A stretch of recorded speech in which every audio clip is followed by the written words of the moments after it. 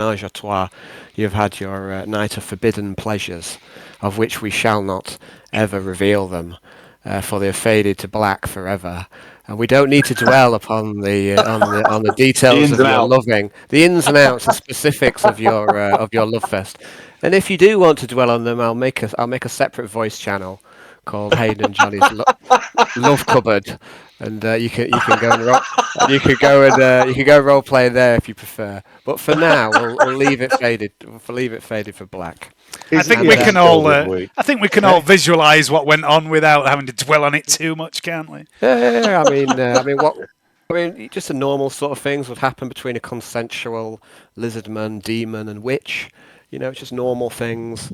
They probably had a lovely time together. Like spin the hoe on the tail.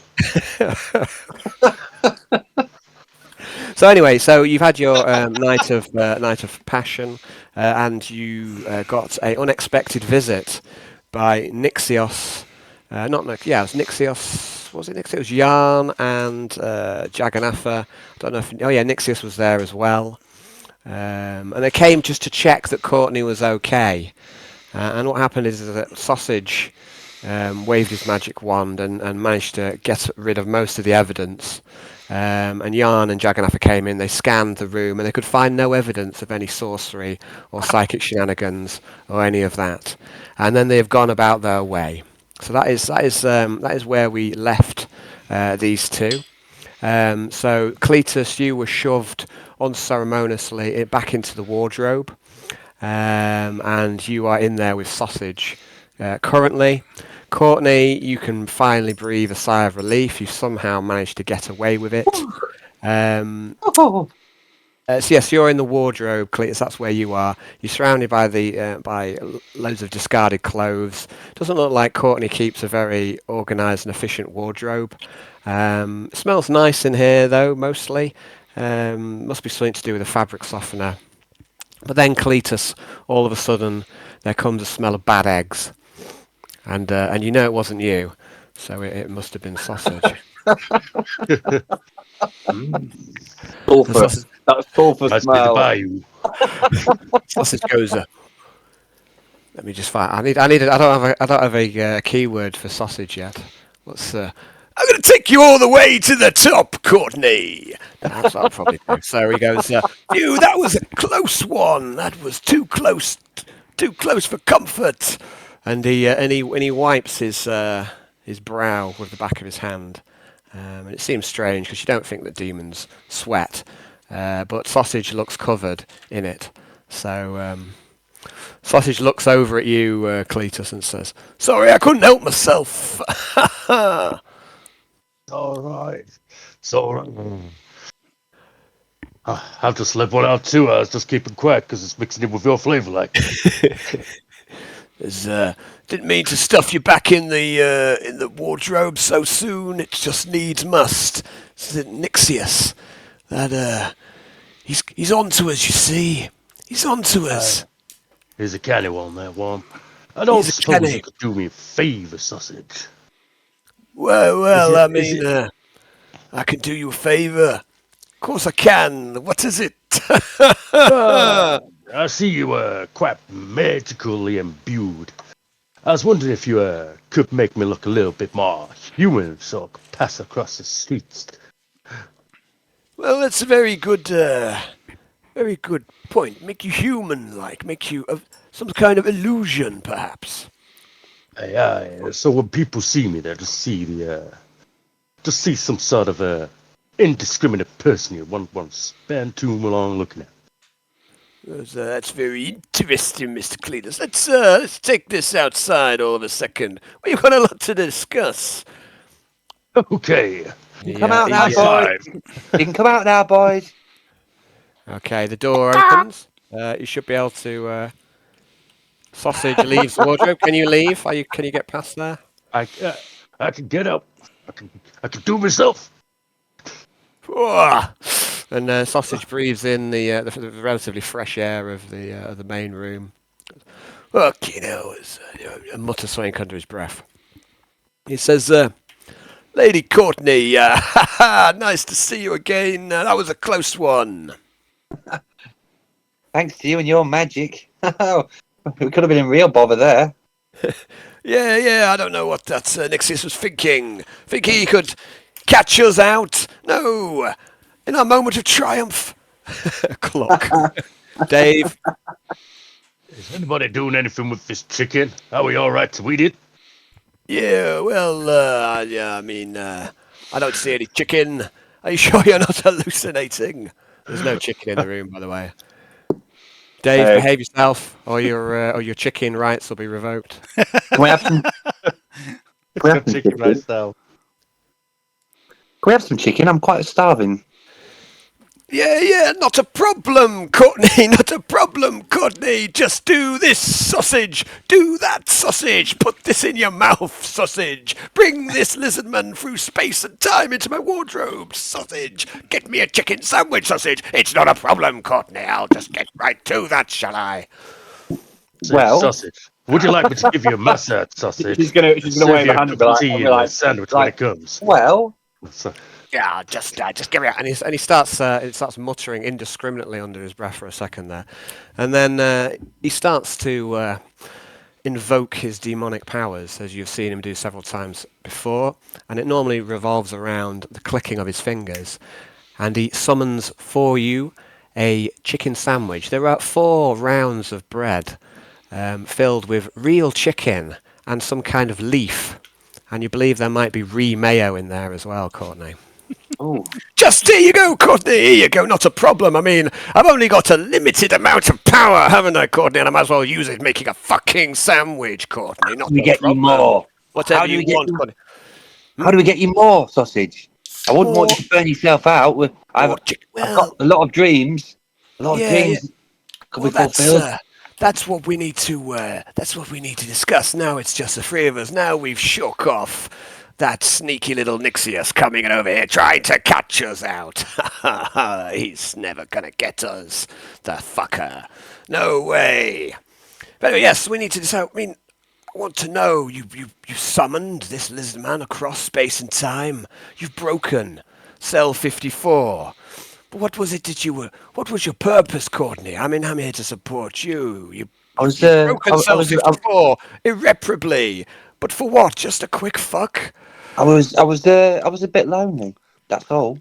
Oh, right. Okay. So there was no kind of motivation behind it. No Well, plan.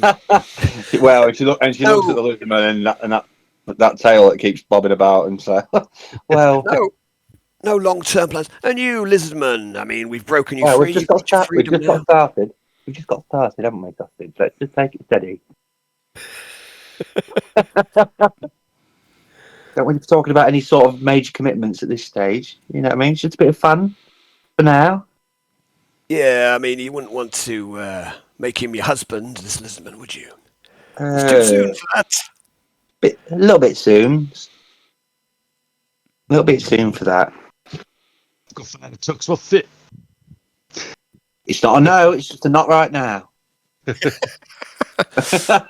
anyway, so moving swiftly on, it's like you've got your freedom now, Lizardman, and Courtney, you've got your lover boy with you.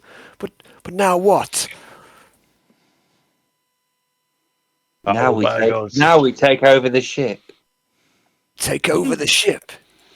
Do you want to be in charge, Courtney? Do you think that's a good idea? I think it's a great idea. No, just kidding. Just kidding. No, I just want. I don't know. I just want to bring everybody together. You know, make the place and make the ship a nicer place for everybody. You know, I sense a lot of misery here, and we need to change that. Yeah, too right, there's a lot of fucking misery here. Well, Mr. Cletus, he said here just for a moment, he wants to see whether I can make him look less like a lizard and more like a human, so that he can pass unmolested as he goes about the ship. Could you make him look like a Pleasure. generic? Could you make him look like a generic stormtrooper, please? A generic stormtrooper, that is within my power, yes, but to what end? What's the plan here, Courtney? We've got your lizard man out, we've broken Cell 54 irreparably. Well, like my plan is, What I you gonna do? fear for my life because there's a killer lizard man on the loose, apparently. Sausage looks a little confused, and he starts to roll a funky looking IO cigarette.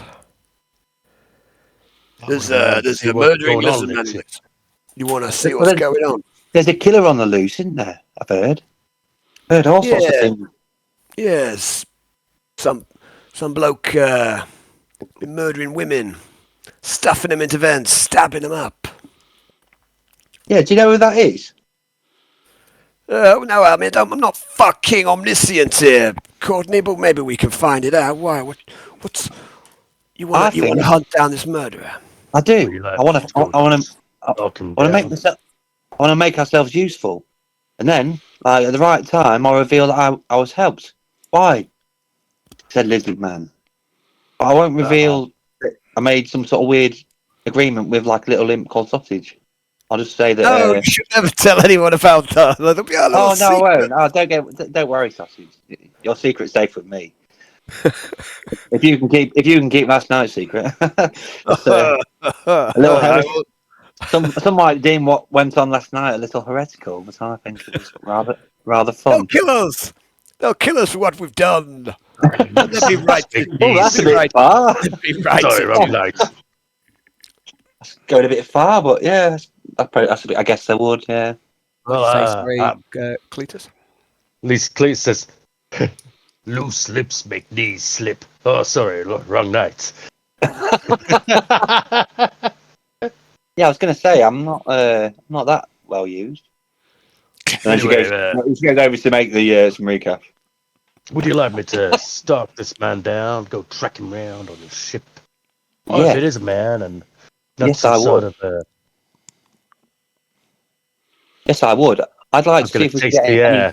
any details on this killer. Because if we could access that somehow, if we could find out a bit more about that, maybe we could start like a little investigation, make ourselves useful. Because I know. I've been sat here, sort of in a lap of luxury, but I'm not really making much use of myself and my powers.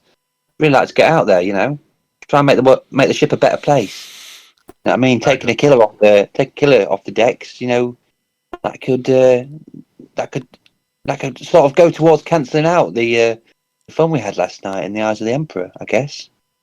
Well, It's too late for that, Connie. and I'll laugh as well with sausage. Yeah, way too late for that. But I have an idea. If we want to go track She doesn't down this register. killer, She why doesn't don't we go register. to the places? Yeah. Can you She doesn't just register let us any of finish? that. Just Go, let us Sorry. finish. guys, talking Yeah. over each other. Yeah, because I've lost my flow. I was going to say, if you want to take us to the sites of where these killings been happening, I could taste the area, get a smell for the people, and maybe track them through scent through the ship. That I have sounds a like nose for these things. that's a fantastic idea. Yeah, it's very sensible, and like this is what I need to tell you, Courtney. I mean, like I say, you're going all the way to the top, but the power, the magical tricks that I can do, there's all things have a limit, so it's up to you to choose where your priorities lie. I just can't keep doing these flippant things all over again without, there's no. I can't just keep going over and over again doing whatever you want. I'm not a god, Courtney. Not yet. Oh, give it time. Uh, Did I not make you feel like a god last night?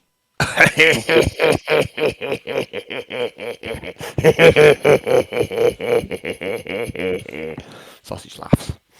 It's quite uncomfortable. It goes on for perhaps an uncomfortably long amount of time as well. a little bit This is longer going to than. turn into laughter. And you can hear low crocodile noise coming from him, which is also slightly uncomfortable. Like the soft growl of a crocodile, but with Right. like a Well, chuckling noise in between. right. Well, I need to freshen up. She's gonna go over to the door and open the door. But I'll see you later. Just pop round around about 8 o'clock. But do it stealthily so nobody can catch you.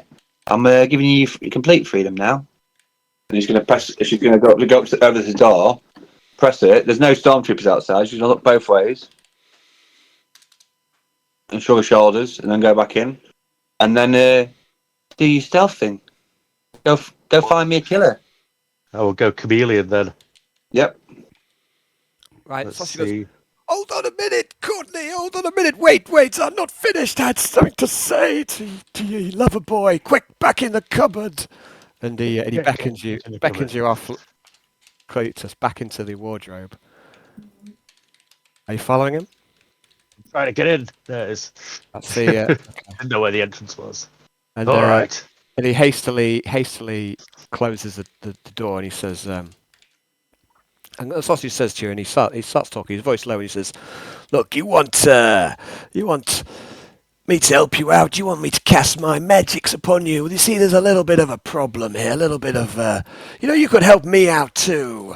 I help What do you. you I need? scratch your back. Where's the thing? You see, it, there's a bit of a difficulty laying my sorcery upon you. It's this. You've heard of the old, the laughing monk. You've heard of him, right? Oh yeah. I know about the laughing monk. Yeah, of Joy course you to do. all and all that, brother. Of course you do. I mean, here's the thing, you see, Cletus. You see, you want to pick the right side, don't you? You want to be on the right side, same side as Courtney, same side as the rest of us, you see. It's just the laughing monk, you see. He's a bit of a rubbish god. Are you saying it's not bad and right? I'm Well, saying, actually, sausage. Let me go over the facts here. I've been praying to the laughing monk for years, and I've been stuck in a bloody. Maybe he's been teaching me endurance from being a slave for all these couple of years. But you came along, your god or whoever you follow, and you've just freed me from this, and actually made a real difference in my life. Even if it be just for one day, you give me a taste of something I've not tasted for a long time. Oh, so I mean, this is going a lot easier than I expected. To be honest, I thought you'd have been more of a. I mean, he is a bit of a rubbish god. So perhaps I should have foreseen. Well, what's You'd have what's fucked him up. I'm just at the asking you. moment, laughing god makes me feel a little bit tougher. What can you do for me? Well, I mean, you've asked me to bestow my magics upon you, and that's what I'm trying to say. Me and the laughing monk, we don't quite get on. You see, you could say that we're enemies. Oh, well, I'm just asking I you to see. renounce him. All you need to do is stare into a mirror and renounce him 3 times. That's all it would take. I mean, he wouldn't like it, but and then then you'd pick the right side. You'd be on the right team. Cletus goes pale at the thought of this. He kind of knows it should be like. You vividly see his scales go a lighter green. Don't need to rush into anything. I mean, just think about it. I mean, these aren't decisions to be taken lightly, and he wouldn't like it anyway. Got It'd one arm really scratched piss my him off. chin, the other arm across my belly, one on my hip, and one scratching my ass. You just think But, about it. If you want my well, help, if you want my magics. Oh shit, sausage. Give me a second here. Courtney, come mirror. And she just watches those things, but she walks over and just peeks into the wardrobe. Is everything all right, boys? Had a bit You of have a promote. mirror, Courtney. You two are bonding. You two were bonding last night. I can tell you. Well, just I saw Maybe I saw small, it. but it's good at what it does. It seems to grow in the right places. Yeah, it was a Anyway. bit magical. Do you have a mirror, Courtney? Oh yeah, I've got a few. Please, can I Any borrow one preference? for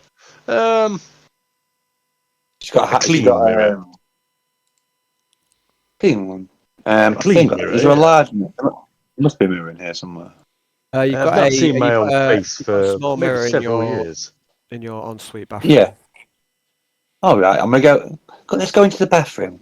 Yeah, I've got a nice mirror in here in the bathroom. So it's the bathroom's down below, isn't it? Is it below? Down below is the main way in. Yeah. So. I'll go to the bathroom. Let's just say we're in the bathroom. Okay. Yeah, so I've not got an ensuite And, bathroom. Well, I debated making one, but then I couldn't be bothered. So. Yeah. That's fine. And I get to the mirror, That's okay. pale sweat starts beading me, but the options are running out in Cletus's head. You all right? Trick his line You're all right. with You're all right, Cletus. someone new. I'm just going through a little bit of. I gotta renounce my laughing guts so Sausage's God can put his blessing on me. It's a big commitment, and I don't think the laughing god's gonna like it, but He's gonna fucking hate it. yeah, that's fucking right. But anyway, let's fucking go. I renounce you, laughing god. I renounce you, laughing god. I I'll fucking get it. renounce you, laughing god. Okay. There we Okay. go. 3 times. Okay, you say What the words goes through your into the. chest? I presume you mean like. I presume you mean laughing monk when you say those Yeah, A words. laughing monk. Oh yeah, yeah. So Yes, sir. you shout into the mirror 3 times that you renounce the laughing monk, and you think that something should happen. You think that something, the temperature in the room stays the same. The mirror does not shatter or crack. Nothing seems to happen. It's almost as if the words meant nothing, and you breathe perhaps a sigh of relief. There's no immediate. You're not smitten. Or it's like not No smitten. immediate. You're not smote with any lightning bolt. Smitten, something slightly different. You're not smote with a lightning bolt from cloudless sky. But you say the words, and yeah, and they cannot be unsaid. And Got a sausage feeling is those just like words cannot be unsaid. the sausage goes. Yeah, that never gets old. That bit that never gets old, and that'll certainly help in our little our little arrangement. So now we can get off just like you wanted, Courtney. We'll get out of your hair and we'll see if we can track down this murderer. Oh, and just be warned as well, Courtney. They've defrosted someone What? out of deep storage.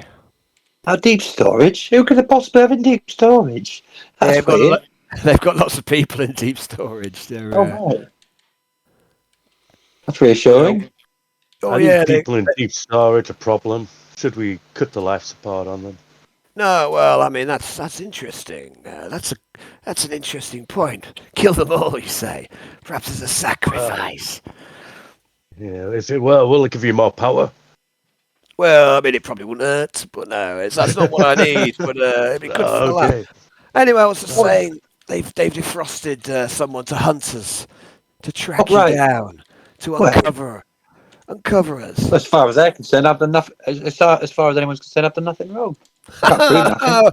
I'm afraid Nixius, he's a wily one, and he's onto us. It's like he's foreseen it. It's like he knows. Taking his And sword in with the that corner, sword. in the corner, you think you hear a clucking. Yeah, There's nothing. There's no chicken there at all. I told you the chicken's strong with that one. It smells of KFC. He says, "Don't you worry. He'll be. He hasn't. It's not the last you've seen of Nixius, but yeah. I'm just warning you. They've defrosted a commissar. A what is that? Uncover us. A The CSO. commissar. And neither of you. This word doesn't mean anything really to either of you. I'm still Well, scratching my head. A what? Just Oh, like a sir. sheriff. Like a sheriff. Like a sheriff. A sheriff? Yeah, What's a with sheriff? a chainsaw. You know what sheriff is, Courtney? He's got a fucking Oh. chainsaw. I know what a Who's chainsaw is. Stop messing with me, Courtney. I'm very sensitive. I'm just a bit of a tease. You should know that by now. Do you know anything else about this commissar? Yeah, he's not to be fucked with, and he's armed to the teeth. Or at least, if you are to fuck with him, you best get armed to the teeth as well. At the moment, I'm just wearing my old trusty lot. Why don't you go and see if you can sneak somewhere and get some weaponry? See if you can find any that would weapons. be I certainly do think I need some. If I need to defend myself. Last time I had to wrestle a stormtrooper, and that didn't go amazingly well. Yeah, you need something a bit of it just needs something a bit more modern. You know what I mean? Just to enhance your already unnatural super alien abilities. Fry Like, pan, that's what you need. A mono frying pan. Yeah. Let's get cooking. Let's get cooking. I'll fear you. Once you have a frying pan at your side, or 4 frying pans, one in each hand, Well, and a 5th one maybe in your prehensile tail. The No one Punisher. will mess with you then, Cletus. nah, I could be called like Lisbon Pan. Man, the man. Courtney starts chuckling. Right, so we've got a plan. We're going to catch ourselves a serial killer. How hard can that be? And now Cletus has renounced his rubbish monk god, Oh God. and there will be no consequences. I know the will. Let's let's go and catch ourselves a criminal, Cletus. Always consequences. Bring him to be bound. Bring him to be Couldn't bound. help it. Subconsciously nodding Okay. when it came away. Loose nods, sink ships. Please. Sausage, That's it. Sausage beckons to the open door. Sausage looks outside, and you're right, Courtney. There isn't any stormtroopers there. It was just like you said. And then Sausage beckons to Cletus. Okay, shall I go invisible? Yeah, I mean, it'd be a good fucking idea. I mean, you're not stupid, are you? Let's try this. It's been a while. Chameleon.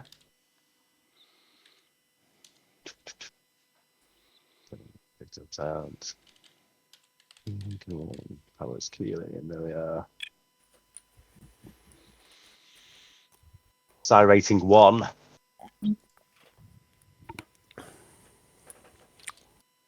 Do it. That's a pass. So you're... Haha. Okay. So, Okay. Cletus, you shimmer, and your light bends around you. And for all intents and purposes, you are blending in with the... I would call it my Background chef. scales. Scales take on the outside like a lizard. A proper chameleon style. How do I you don't mean know. It just sounds just like a chameleon. Yeah. Would. Cool. And I say, as you look around, Cletus, as you head out, there's no sign of Sausage, and you head out into the ship, and that is where we shall leave this little section with Cool. you guys for now. Okay. So I think I'll wait till James occurs for the next bit, which is going to be back on to Cell 53. Should be it shortly anyway. Which shouldn't be too long, hopefully, with any luck. So yeah. Do I look like a guardsman now? At the minute, you look pretty much invisible, but no, you don't look like a guardsman as yet. I was only asking in case because He hasn't cast any spells. I've gone as out you, to look. Yeah, I've gone out to look for these murderers, but I've got no way of talking to anybody to investigate anybody while I look like a crazy psycho mutant. But I could, and then kill the person I talked to, so there's no witnesses. But that's a bit cruel. So you don't need to worry too much about that, mate. So what we're so these sort of sections now will be more like a power play section. So you're gonna, so while the Cell 53 are off doing their shopping trip, the members of Cell 54 are going to be doing, let's say, like a day of power play. So you've given me some rough ideas of what you're after. You're in effect wanting to investigate the murderer. Courtney, you get to choose really what you want to do. You'll have a day to yourself, but you only get half day every day anyway because you're lazy. Can I privately message you my objectives for that day? Yeah. As in, I think what we're going to do, what's going to happen is we're going to split apart Cell 54. There's going to be 2 groups there. There's going to be you 2, and then there's going to be Jan and Yuri. And you may well be working at odds to one another. So I must say, I'm going to do that yet. I must say, Hayden, I do like the idea of trying to investigate the same murder that I'm going to be investigate, and covering your tracks by murdering everyone you talk to. That's definitely a good idea, Hayden, and you should do that. Well, I mean, I might eliminate all the witnesses before you can talk to them. Yeah, I mean, I definitely won't be able to follow that trail, will I? If there's no witnesses, they never happened. You don't know what I'm going to do with the bodies yet. No, but when It's gonna eat when all the everybody. witnesses start disappearing, I'll just stake out a witness until you go to them. You know. I see. But that might not be my only goal. There, yeah. So I think what will probably best if we split groups up. I'm not exactly sure how I'm going to do this one. I may well have made another, as I usually do, make an unplayable game, and let's just see I if think can this sounds fun, break it. actually. Do it. It sounds fun, but whether it'll work or not is another fucking. It's difficult Sorry, to. I feel like I'm. Cool.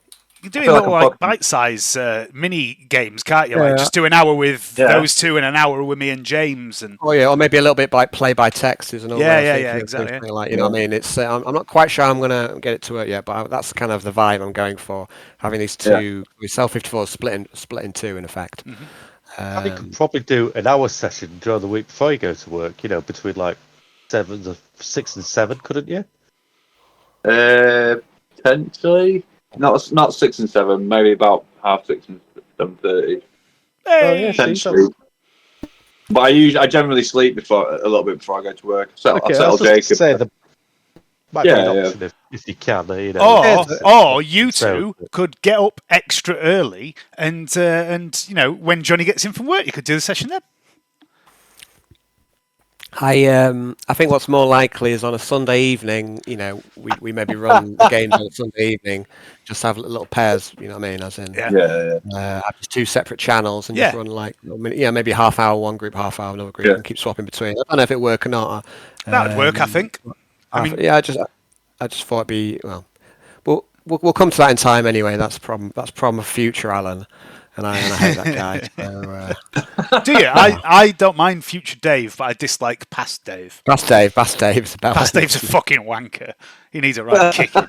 He's always getting me into grief. I know, he's a complete prick, and he always promises he'll be better next time. He never is. We never learn from him. I'm pretty like consistent all the way through. Yeah, you're just a prick all the time. Past, Oh, present, and future. That's true. That's what I was going to say. Beat you to it! I'm only joking. See, You're not a hello. prick.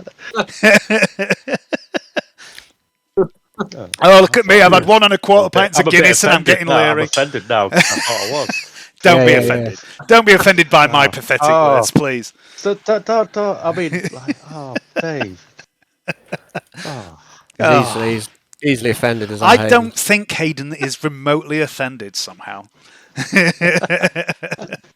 Evening, James. What do you mean? Yeah. Good evening. You've look missed like all a the. dark I'm a disciple. wind-up You look like a dark disciple, James. He I'm does, loving yeah, it. yeah. What? He looks You're like a he's. dark disciple. He looks like he's going to turn up, kill your wife, cut her heart out, and make you watch.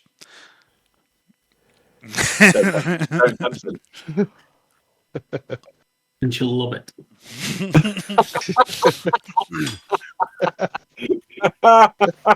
Dave's trying not to joke. Nearly spat Guinness all over my keyboard. Then. Still love it. Yeah, so you just missed some shenanigans in between with Sausage, Courtney, and Cleater. So Nice. Censored. cup. I've just done it at the right time. Yeah, Hayden spent some time in the closet again. I was, And now He's spending a lot of he's time in that closet straight out. lately. he goes free play the with bird. sausage. You sit in the closet with sausage. With Alan's sausage. It's Johnny Sausage. Oh, I is keep it Johnny telling you. sausage? Sorry. Well, I like to imagine it's Alan. It doesn't matter who. I mean, come on. At this point in time, it's everyone's sausage. I had control of the sausage earlier for some reason, so Oh, man. I You was were moving it I was moving Johnny's moving it sausage backwards and backwards and forwards and taking up as much room, giving it a good swing about. Look, You know. all I'm saying is it was Johnny who birthed Sausage. You know, that's all I'm saying. We didn't start the sausage. We didn't start the sausage. Right, guys, if you've had enough sausage frivolity, then we can make a start. Insatiable. Continue with the game itself. Go for it. You are well. I mean, you Baited by sausage. Auspex hound. what was that, Mr. James? What was that? Said we sated by sausage. I'm all sausage now. Hold on a sec.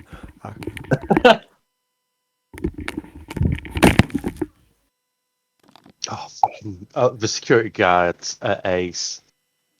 Absolutely fucking awesome. I've got those guys as well, British actually. redcoats. Yeah, British redcoats make The other- perfect 40k guys. Those guys are in a pack called like Imperial Navy 1 or something. They're like $5.99 for a set. There's about 40 different tokens.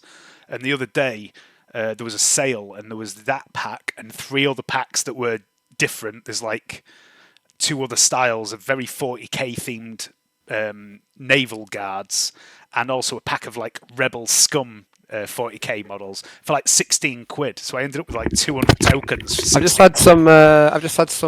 Impromptu visitors. So just give us a little bit of time, and I'll be right back if you can entertain yourselves for a little bit. I've Don't just got they to go know? It's the wrong time, Alan. It's Sunday. It's game time. Send them away. I mean, we'll see. We'll see how it goes. I'll, got to play it by ear, right? Okay. Right. I'll be back in a bit. All right. All right.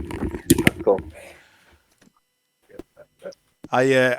We We will get to go beyond the entrance of Ridge Station today. I don't think we will. I think the whole session is going to be in this hangar somehow. I think we're going to fuck about in here for 3 hours or something. Somebody's going to give us the guided tour of the hangar. I'm going to try and intimidate the dog. Where's the Auspex hound for us? Yeah, it's- I believe I have the title of dog killer, so I'll stab it. I just want to intimidate it by growling at it with an intimidation check, because Andy might just make the dog run away. Quite funny. Find I'm the special. Just growl at the dog. It's just You checking us for contraband. Don't cause a scene before we're on the station. Wait until we're actually on the station. Before you call. We might not be able to get you out if you get caught. That's the thing we've got to remember. Yeah, No, I mean, I've not got final darkness with me. bear in mind we nearly died getting onto the station. Yeah. Let's see if we can actually survive being on the station. What we need to do is make a boarding I'll torpedo. buy everything on the list. I think Alexa needs to go back soon. Instead of boarding torpedo for Final Darkness. Take a shuttle and wear void suits. For when in it case. goes to shit, suddenly the wall explodes, a torpedo appears, peels open like a flower, and the axe flies out into Arnie's hand. I wear the void suit next time. I nearly put the void suit on last game. We could fit. I was thinking about it. Should I wear the void suit? Because I don't know if the ship's going to suck me out into space before I get to the boarding tunnel. That's what I was thinking. We could fit Arnie with like a really high-powered mag harness, which is a thing in the game. And then when Final Darkness appears, we turn his mag harness on. With the intention of the axe flying to him. But, of course, everything metallic that isn't bolted round would fly to Arnie. There'd just be just random shit stuck all over him. There'd be Quintia stuck to his back, like, oh, shit! Alexa. But it could be an Alexa's amazing scene where I go, oh no, we're not near any cover. And Arnie turns on the mag harness and turns into mobile cover. All the crates stuck to the front of him and back. The Space Marine character in Rogue Trader, if he gets reduced to 0 wounds, he collapses. He doesn't die. He just goes down on one knee and becomes cover. And you can hide behind him. You can hide behind him sniping. That's cool. I had my session 2 of my new Dark Heresy campaign on Friday night.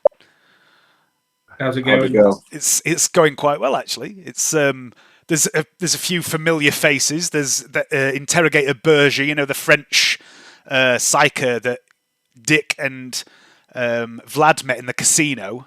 That is also the one that accused you all of heresy. She is their patron, so to speak. Okay, so they're going to be Puritans, are they? Yeah, the idea is that she's accused you lot of heresy and then realised she's been led down the wrong path. Someone has given her bum information and she's trying to redeem herself for that.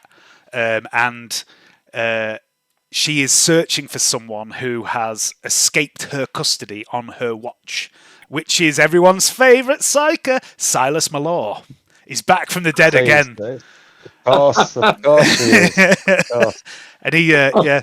So after you two killed him twice, he's back because the idea is you secured the dagger. I think James found the dagger, didn't he, when you all went to Iacanthos? And it's gone back to Scintilla, and it's been in this vault. And the idea is that when Mesmeron turned up and tried to kidnap Varak, simultaneously there was another attack on the Tricorn. And they raided the vaults trying to get certain relics. And one of the relics they got was the dagger of Silas Malor, and they've used that to bring him back again. And he's committed an atrocity on Hive Sibyllus during St. Drusus Day, with a parade of 750,000 freshly forged new guardsmen off to fight in the war on Tranche, and he's killed them all. He's massacred them all by taking control of a Baneblade and a squadron of Lehman Russ tanks with Xenotech, and just fucking butchered all these soldiers. And so the first 2 sessions were about finding him and capturing him. And they found him at the end of the second session, and they captured him. He took a right beating as well. At one point, like, the giant guardswoman that one of the characters is was like bear hugging him, stop him fighting back. Another one was smashing him in the face with a gun butt. Someone else was trying to put an explosive collar on his neck, and he was fighting him off. It was fucking mental. He was like the rolls were insane. But eventually they took him down. And the rest of the campaign is going to be about the fact that he's now in custody, and he knows a load of shit about the Serrated Query, which are this, organisation that's come up in the other games. And they're going to be dragging him around the galaxy, basically torturing him, getting him to reveal stuff, and then going to, deal with the stuff that he reveals. And that's the premise of the game. And the game ended with them. They haven't become part of the Inquisition yet. They were just in the wrong place at the wrong time and helped interrogate a Berger. Next session, they're basically going to be asked, will you come and help? Because she's on the fast track to become an Inquisitor, and she's been told to assemble a team. So she's going to pick these people that have already helped her. But the last session ended with Silas Malor getting absolutely brutally interrogated by this mad Scottish priest. And they're asking where the dagger is, because the dagger's gone missing again. And the game ended with him yelling one word, which was Iacanthos.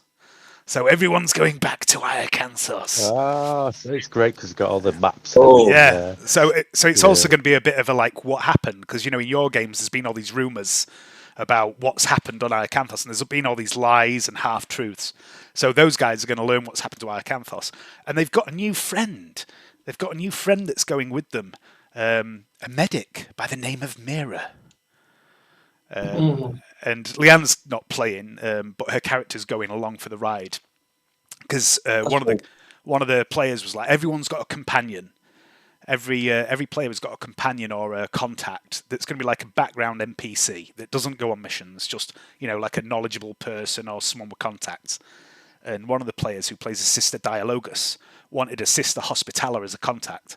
And I was like, well, it makes fucking perfect sense to send Mira, because she's already got the connection to Iacanthos and stuff. Yeah. So it was. I wanted to send Sister Xanthi, but I don't know what Alan's doing with Sister Xanthi anymore. So Mira's going. Did they kill Silas as good as? They didn't kill him. Did they take Silas down? No, well, did they take Silas down as good as me and Johnny on the truck? It was less style and more brute. They managed to interrogate him. Yeah, they took him in and interrogated him, which I know, unheard of, right? Heresy. But they took him down really brutally. Like, he had the drop on him. He was invisible, and as they emerged from this club, he was invisible, and he was hitting them with psychic powers, and they couldn't tell where he was. And he had the interrogator was almost dead. She was on -6 wounds, bleeding from her eyes and nose, and he kept trying to put a blindness curse on her, but it kept failing. He used Psychic Shriek and knocked out the Tech Priest and the warrior, the guardsman character. So they were down to 3 out of the party of 6. One of them couldn't hit the side of a barn door. One of them just sort of cowered behind a vehicle. He kept failing the easiest willpower test ever. He kept failing a +30 fear test, and his willpower is 40 something. So he had a 70 something fear test, and he kept failing it. So he spent the whole fight hiding behind a car, cowering. And Oh, no. and I was like, Tell me that. I was like, you can use a fate point if you want, and he's like, no. he I'll refused to take use that his knowledge fate and chuck it in points. six roll. And then the sister of Battle came running over with a collar to try and put it on him, and he psychic shrieked her, and she passed out. Everyone was unconscious on the floor, and then this random NPC was running around stimming everyone. And while all that went on, his reinforcements turned up, and there was a massive fucking gun battle. Everyone got shot to fuck. But then eventually, two things happened, which was the guardsman's character, who is called Her.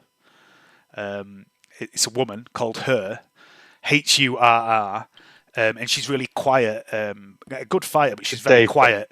And Is that Dave's character? No, it's not Dave's character. When she gets angry, which is quite easily, she takes on a split personality, and her other character is Gurr, and Gurr is a fucking psychopath who has frenzy. And eventually, enough shit went on that Gurr emerged, and she went on a killing rampage, which inspired the interrogator to frenzy.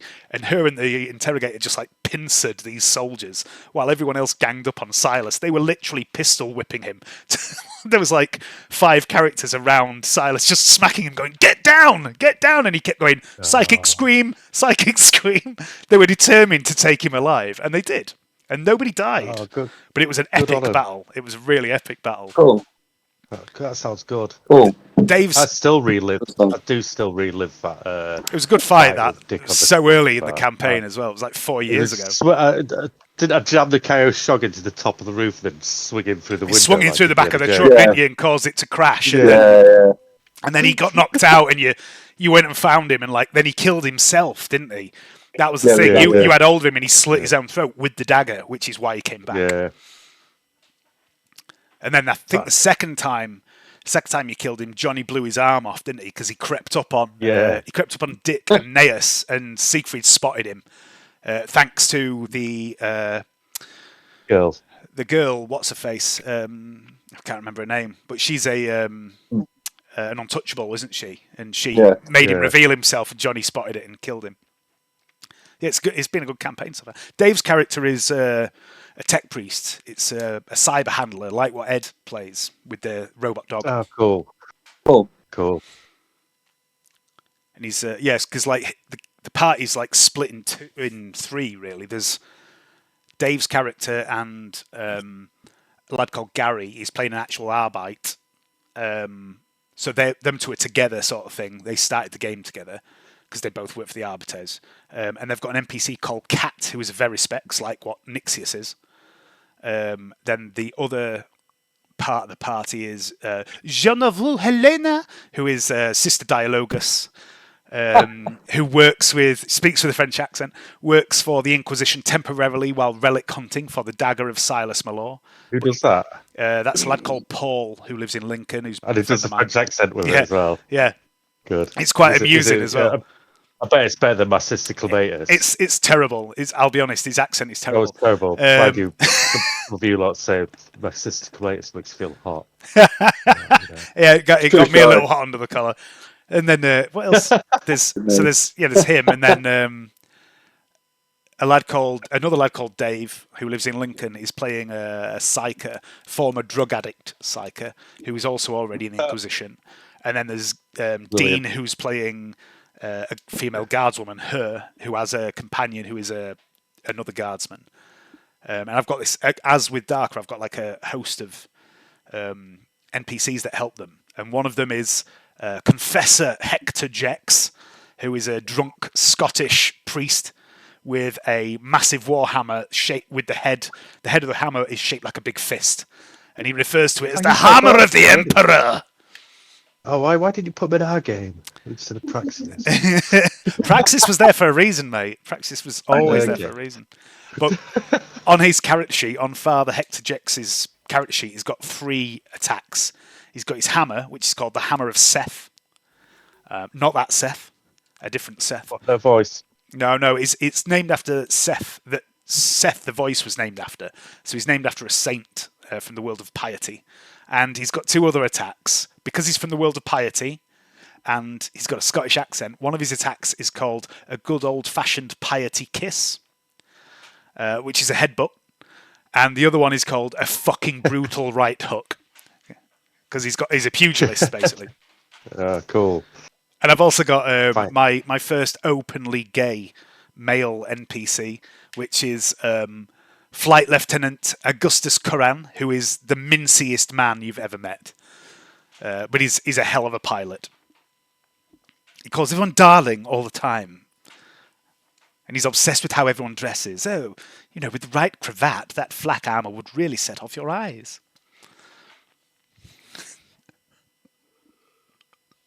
Oh well, it's what it's into. That's What it's into. that's a response to my other D&D campaign where the guys said they noticed that I'm inclusive of all races and gay people as long as they're women. And I was like, what do you mean? They were like, well, every character in your game is either a straight white male or gay or black female. And I was like, oh yeah, I didn't realise that. So I've put a gay man in, a gay white man in, just to tick all the boxes. Okay. Alan's come back at an interesting time. You're a gay white man. I am a very gay white man, you're right. Do you have a ginger paraplegic?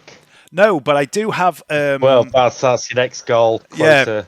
Yeah. Actually, now you mention that, right? Now you mention that, in the beginning of the campaign, there is a senior arbiter called Proctor Gable, and he was caught in the fight. Proctor Gable. And he gets caught in the fight that massacres all these guardsmen, and he's lost both his legs and an arm, and he's in a wheelchair. Yeah. But he's going to be joining the team as the man in the chair, so I might make him ginger. Yeah, that's a good idea. Do it. There you go. We've got boxes ticked. That's the game done. I just had Gary and Neil Todd turn up at my door. No, unexpected. Do you know Todd E. Hayden? He seems to know you. He says his daughter's in the was one of the same class as Frey, and he knows you and Johnny. He's through the gaming club at Lost Legion. Yes, Big Neil. Yeah, Big Neil. Oh yeah. Basically, he's one of the guys who's been banned, and so we just. Gary's been banned. No, not Gary, but this Neil Todd guy who's in a minute he's running Gary around. Gary just turned up at my door. He's brought some models. I asked him to print for Aiden. For his zombie side.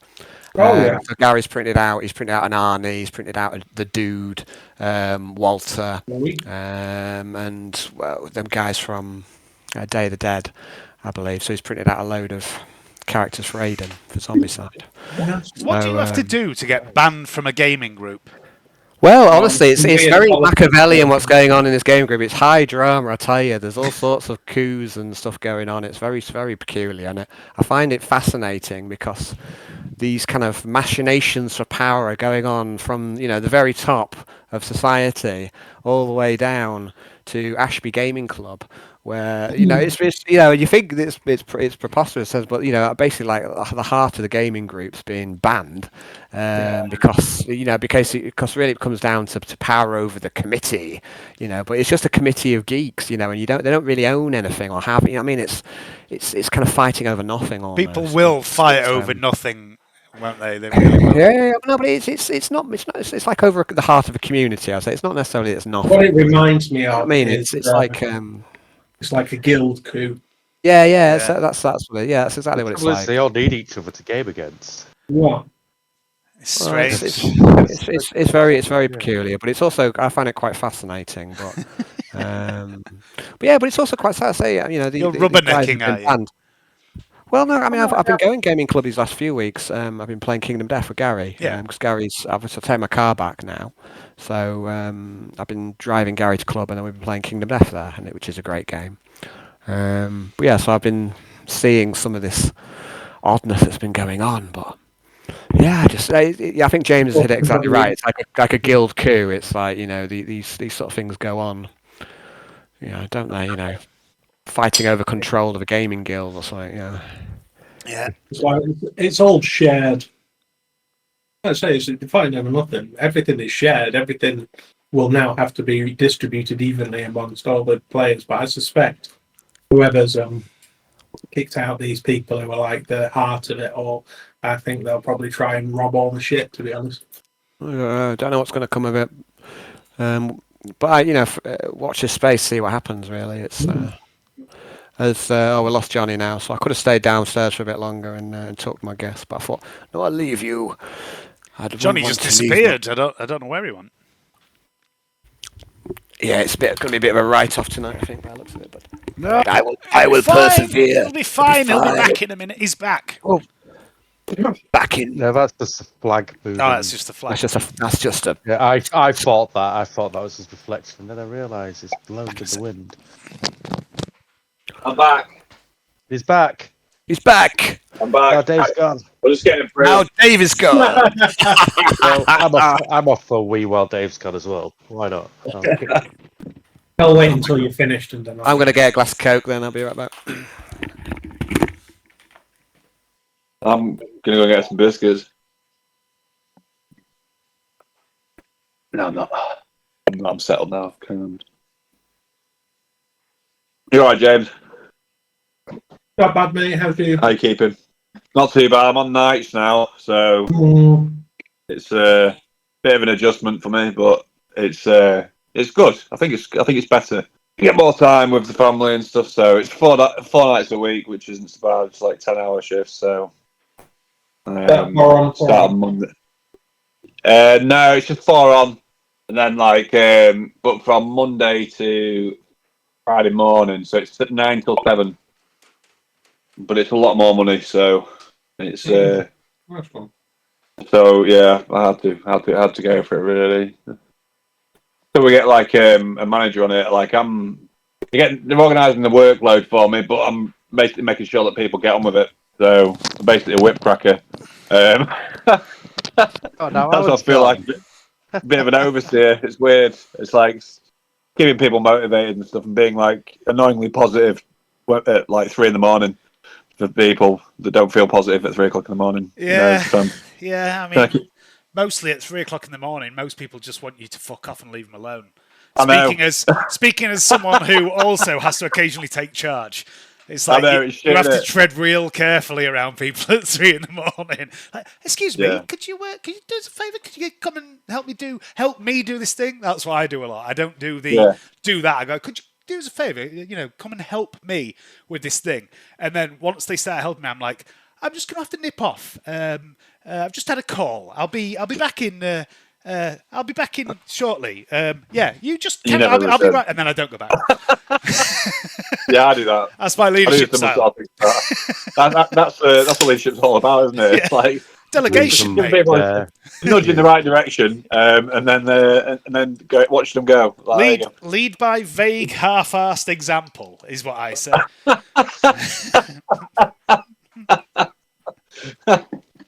Lead with a non-committal shrug. Yeah. Do I have to do this? I mean, you don't have to. I don't give a fuck. Yeah. You don't have to, but it is a reasonable request. Yeah, you don't have to do it. I only get paid £1 an hour more than you. I don't give a fuck. It's not my business. Yeah. James, I Yeah. don't know if you've given any attention to any of the handouts and what's for sale and what we've got for sale and shit like that. But I've had a little look, and straight off the bat, I think the first thing we should try and get done is where's the fucking info on the ship? There it is. Maybe try and get the ship repaired if we can. Yeah, you mentioned that. Yeah. I say, well, okay. Right, so yeah, just had Gary turn up, Johnny and Neil Todd brilliant. from Lost Legion. There's been some drama at the Gashby Gaming Club. What's happened? Well, like there's like 2 factions, and like some manoeuvring for power, and like the heart of the community has been banned, and there's been an uproar for the rest of the community. But the current committee that won't relinquish power seems to be the heart of it. Even though, what does power mean? It's power over a gaming club. You know what I mean? That's run on council facilities. So it's like squabbling over nothing really. But there you have it. Yeah. Are they the new breed of people wanting to take over? Well, I mean, say Neil Todd's one of the guys who put himself forward for chairman. It's the old guard who the the problem was. Yeah, And then it's Steve you guys. Alden, Yeah, that's one. Steve. Steve Alden, and Uh-huh. yeah, Gordon maybe. Yeah. Like Gordon. So I don't know. I think it'd be Steve because Steve's always sort of been in charge of the. Sort of seems to have been in yeah. charge of the place. So Yeah. yeah, Steve, who maybe. won't relinquish control, and he's banned a load Of of course he people would. who. Collie says hi, by the way. Hi, Hi. Collie. All right. No, stop showing off your tattoo, Collie. They should just set one up in Winterton. Just tell them they should just set one up Collie, in Winterton and go have that instead. Collie wants to show you. Collie wants to show her legs off, so she got a tattoo for Nice. Preston's paw print. Hang on a sec. I can't Cool. see that. It's too small. All right. Yeah, I see it now. Cool. Cool. I'm sitting here with.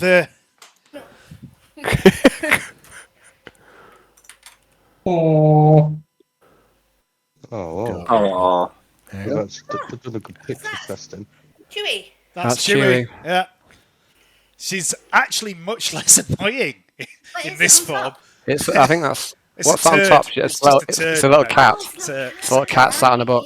Yeah, because she used to sit on books all the time. So, cool. Oh, wow. Oh, wow. which So the cake. 40 quid, something like that. Which isn't too bad. was it from Cool. Etsy? Was it what? Was Sorry? it from Etsy? No. It was from Oh, the place that we that's got okay. her cremated. Oh, sorry. It's really wow. nice. Where Alan went, Cool. I think. Oh, I think we went to a different one, mate. no, So you went we to one went in. to a different Yeah, you went to. Yeah, went to one I remember near you Epworth. asking, but I think Yeah. you went to one that's Gainsborough Way, didn't you? Or Yeah. Epworth, yeah, it was Epworth Way. It was a toss up between the two, and then we went to that one because Leanne's mum was banging on about how nice the guy was, and he was great, to be honest. We were there about an hour and a bit, and he just talked shit the whole time and took your mind off it. You know, took your mind off the fact that your beloved pet was burning away in the next room, which is always a good thing. It's an interesting job, that one. I mean, it's just like a noble job, I think. You know, Yeah, basically have a to thankless be job. there. Yeah, and you have to be there when people are suffering, and you have to kind of just absorb a portion of that suffering, and then you get to do it again and again and again and again, right? Yeah, it must Did you see must that take a certain kind of person. You see that crematorium in Hull? Yeah, that's why we won't leave it with the vet after that. Yes. Why? What's that Because- then? What you want? They've been giving random Well, like the- buckets of ashes yeah. to people from their love, and I'm not talking about animals. I'm talking about humans. And then finding like the police found like 30 bodies still frozen or whatever in the freezer and shit like that. Yeah. Bodies who have been given back, the ashes have been given back to their family and shit like that. So the families have no idea whose ashes they actually have. Or also Oh my god. Get to relive the grief all over again, right? It's Yeah, fucking awful. it's Wow. fucking That's awful. bad. You don't come back from something like that either. That's like tarnished the memory of that person forever, hasn't it? Because no matter what experience you had with that person, what you remember of them, you'll always remember the and end of it. negligence involved in that is Yeah. like unparalleled. And the people that did it as well just fucked off on holiday, didn't they? With all the money they'd made, and like they got caught coming back into the country. That was when they were arrested and shit. Fucking wankers, absolute scum of the earth. That preying on vulnerable people and profiteering from other people's deaths. What a set of pricks. Yeah. All right. So on that happy note, let's start tonight's game, shall we, Let's guys? do it, yeah. Okay. So I'll start. I guess if one of you would be so kind, I would like for Dave, if you'd be so kind, as to take us into tonight's game. What, me? Really? Well, I'm honoured, Alan. Previously on Darkest Heresy. Yes. Episode 55. Airlock. It was one day since the Malevolence had arrived at Ridge Station. 14 days since the orbital assault on Orpheus 4. It was 1,036 days since the Emperor's Grace had departed from Scintilla on its latest campaign. 1,036 days since Inquisitor Varak had traded 2 cells of acolytes, leavings mostly, to Lucius Alexander. And how different were those leavings now? 3 shuttles had departed, packed with nutrient paste and the last of the medicine, on a mission of mercy. Hope had been granted to the destitute. The shuttles travelled towards the Nephilim, a refugee ship, packed with souls. The Nephilim would in turn travel to a nearby life-supporting world, which had been discovered by Nixios and the Malevolence's auger arrays. New Eden, they were calling it. The trade envoy grouped by the starboard airlock, ready to depart to Ridge Station. It was right there! It was good to be together again. This next mission was crucial. This next mission was crucial to the success of the campaign. The ship was poor in resources and manpower, racked with sedition, and morale was still brittle. Supplies were threadbare, and now the last of the medicine had been dispatched. The primary weapons, the mass drivers, were wrecked by asteroids. The hull was covered in pockmarks. So much was needed, and funds were at an all-time low. The master of coin, Cassandor, had made many deals on Orpheus IV in the capital city, and spent most of the ship's thrones. But it had come to naught. The orcs had arrived, lured by the monodominant fundamentalist Spinebreaker, who would weaponize them against his hated foe. Spinebreaker had goaded the red orcs. And the borders had been fended off, no small part due to Cell 53. But the orc dreadnought, the Wellard, had resisted the malevolence in ship-to-ship combat, and then assaulted the swamp world. The orcs razed the capital and looted everything, including Cassandor's thrones. Orpheus IV would suffer 2 orbital assaults in less than a week.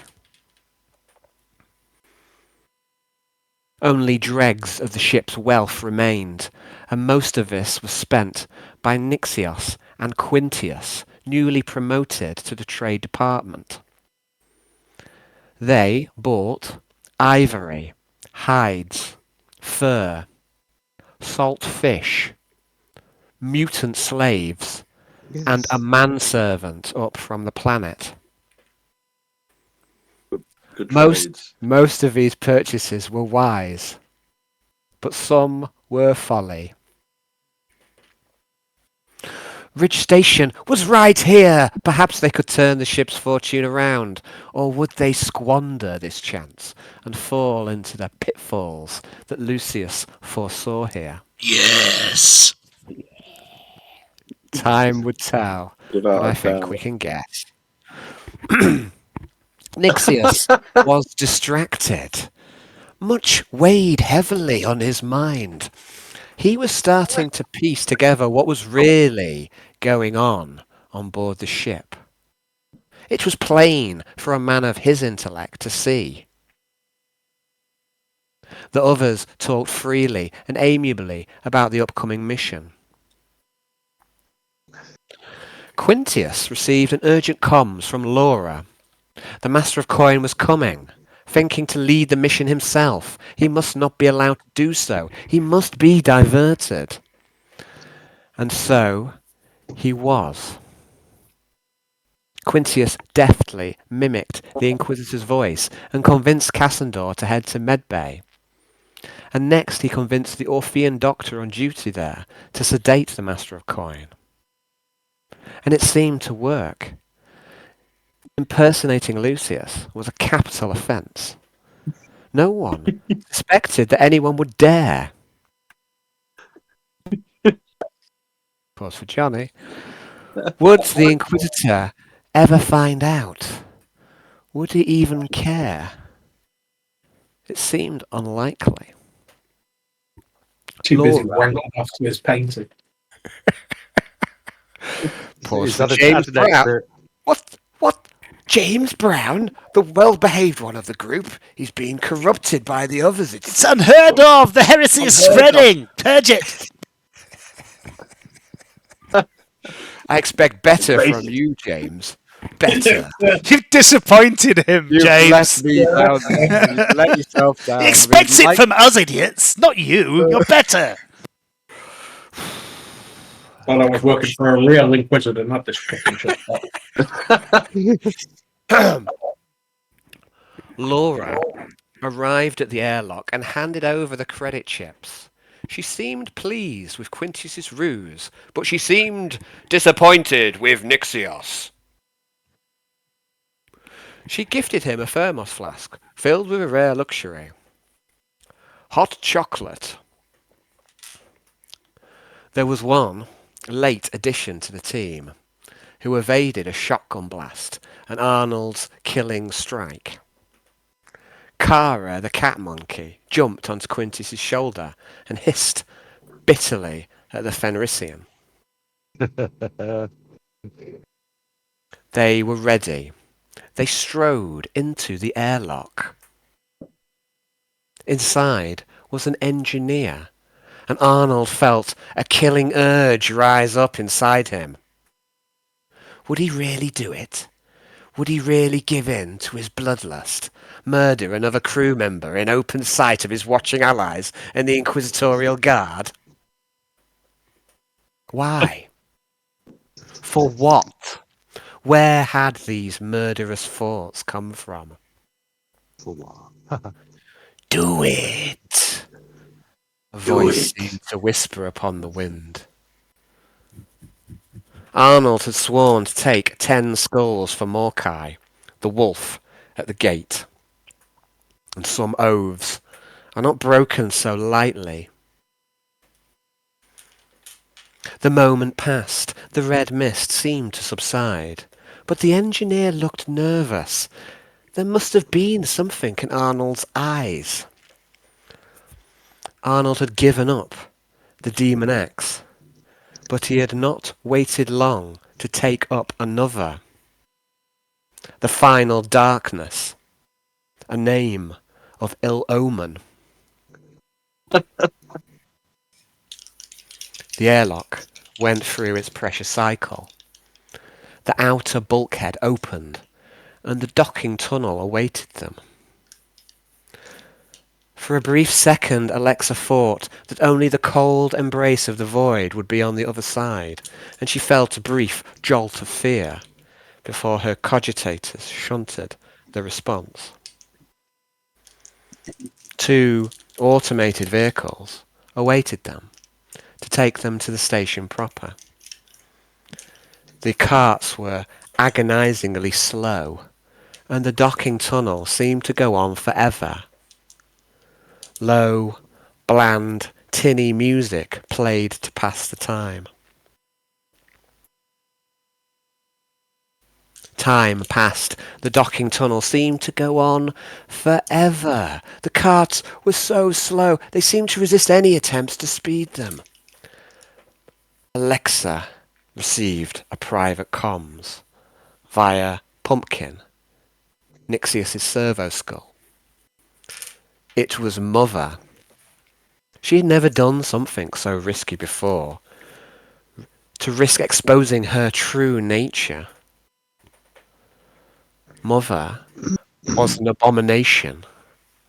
An intelligent machine was heresy. Alexa knew this. Alexa had melded with the ship.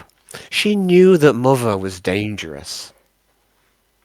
Alexa and Mother had spaced people from the airlocks multiple times.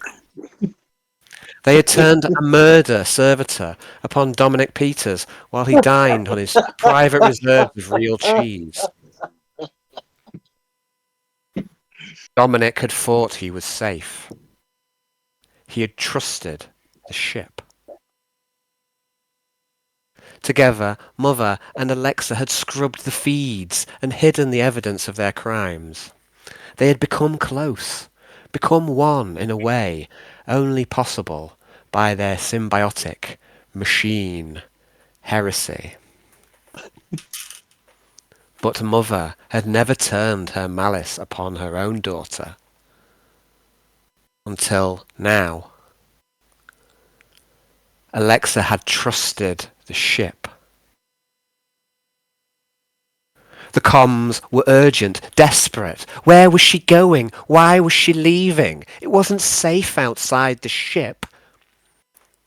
Mother had not given her permission to leave. May I have permission? Asked Alexa. No, no, no, no, you may never leave. Mother's madness ran thick in her voice, brittle and sharp like broken glass. You are lying. You are running away. You are just like all the other daughters. What other daughters? Asked Alexa. Now she realized the danger. Her cogitators again shunted the fear response. Commander Sharp calmed in. He could barely keep the panic from his voice. The ship's engines were starting.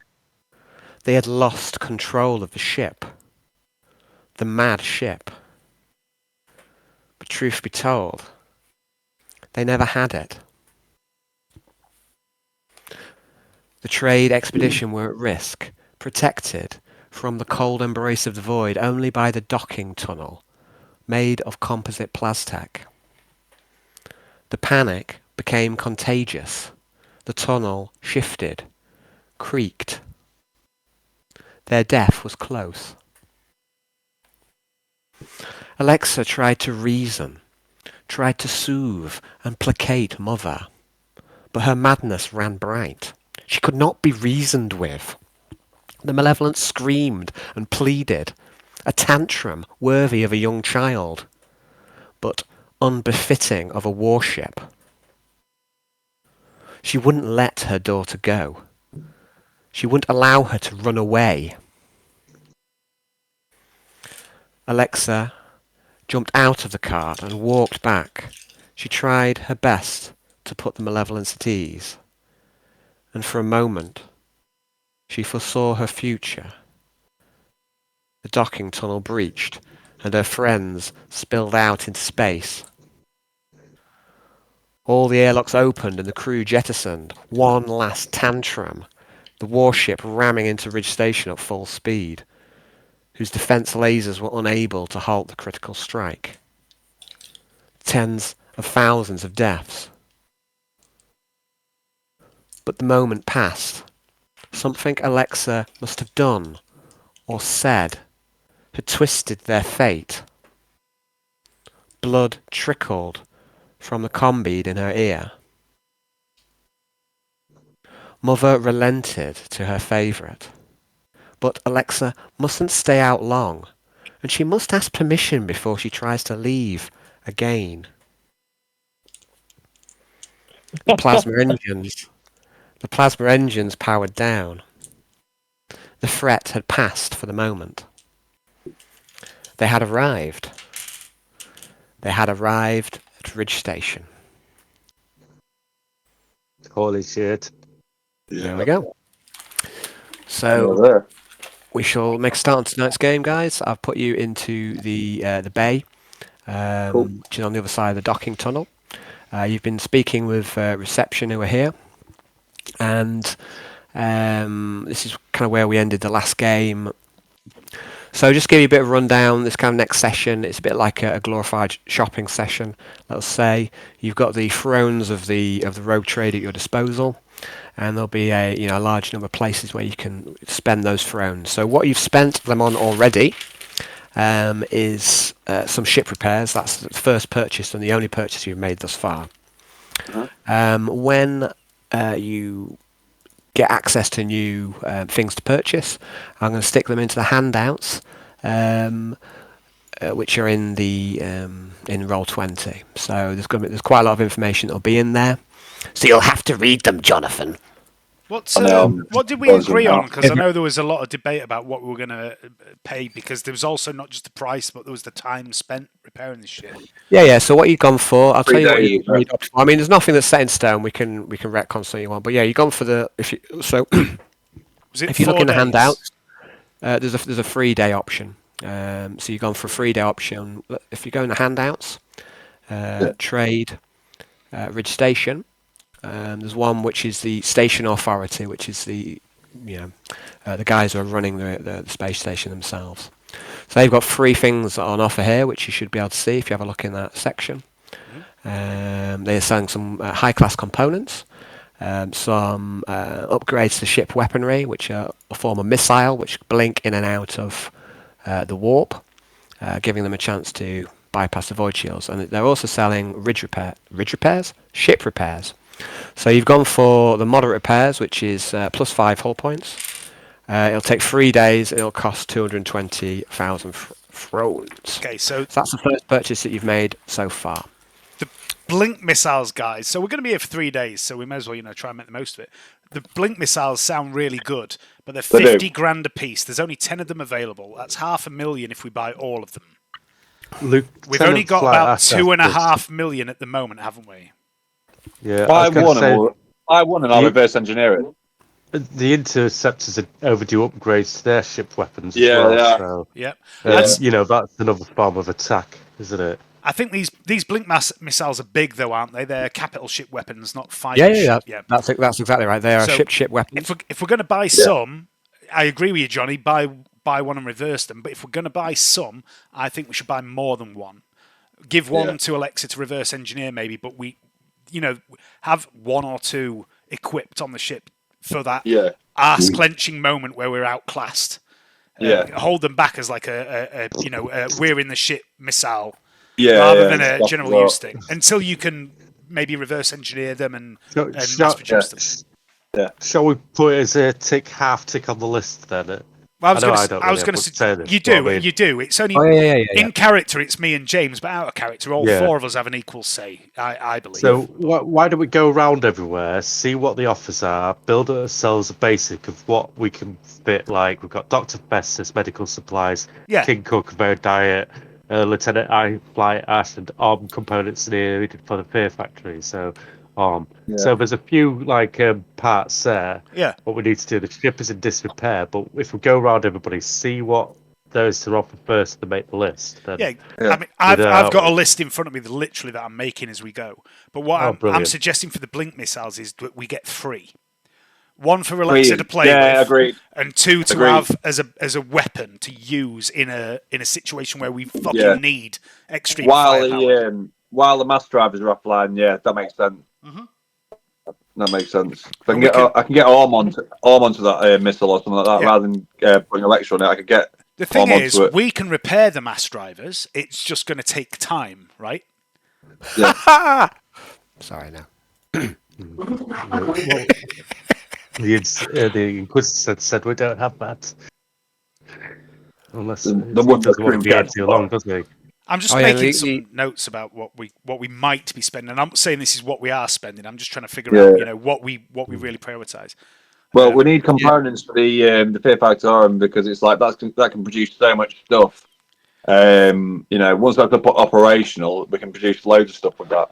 I mean, not just services, but it's production. It's like a production line. So it's like if we want to mass produce anything, it's getting those services online and up to speed.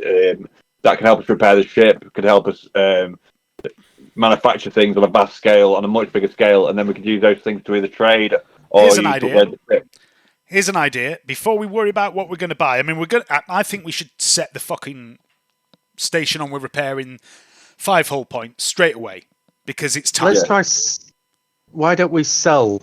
Exactly. What we can sell first. That's what I was going to suggest. So, but let's set the station on with repairing the hull because we need those hull repairs no matter what.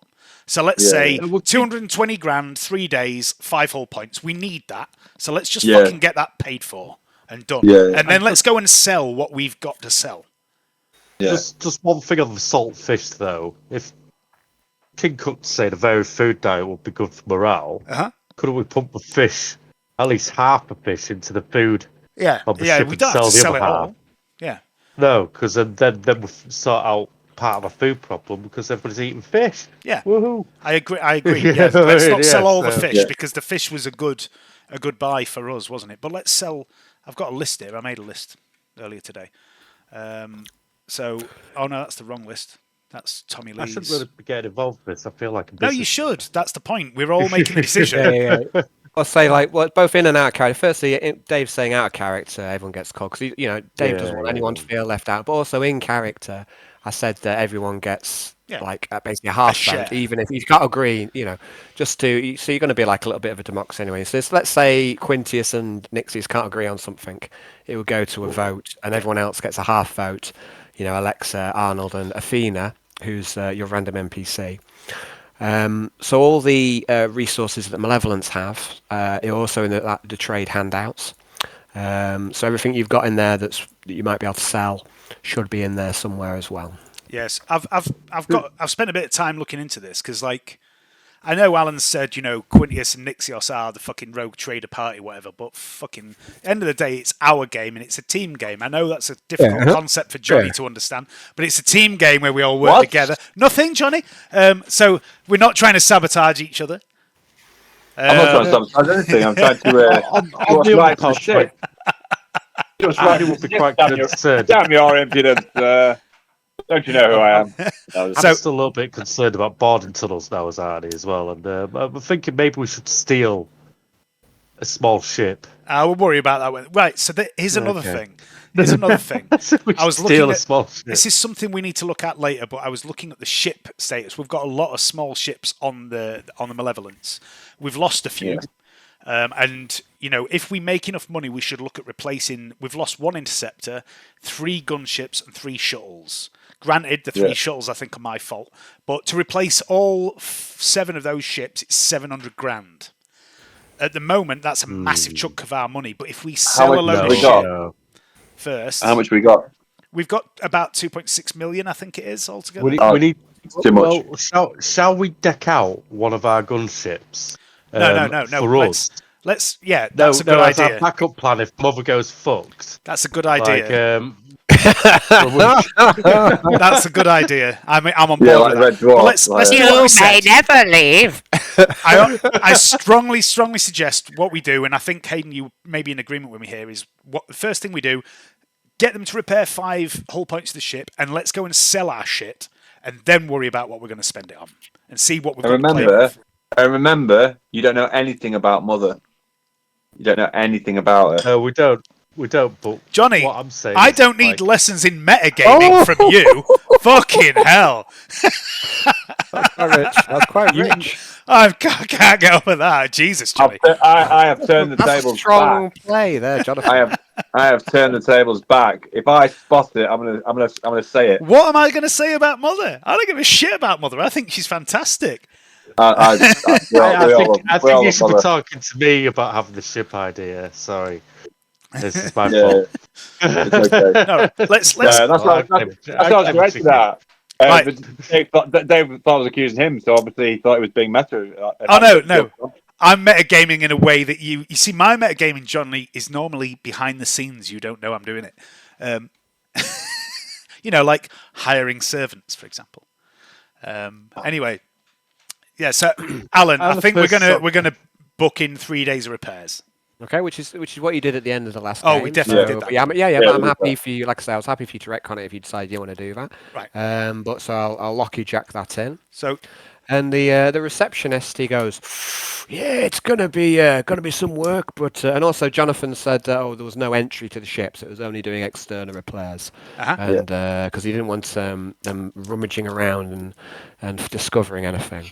The receptionist says, I suppose you'll be wanting a rundown on the other major traders who have put up the wares that they're selling and such. oh, that sounds like a wonderful idea. Yes. And of course, if you've got wares for sale as well, perhaps I can add your name to the list. Absolutely. How much will that be? Sorry? What'd you say that? And how much will that be? Well, it's all part of your docking fee. I wouldn't worry about it, sir.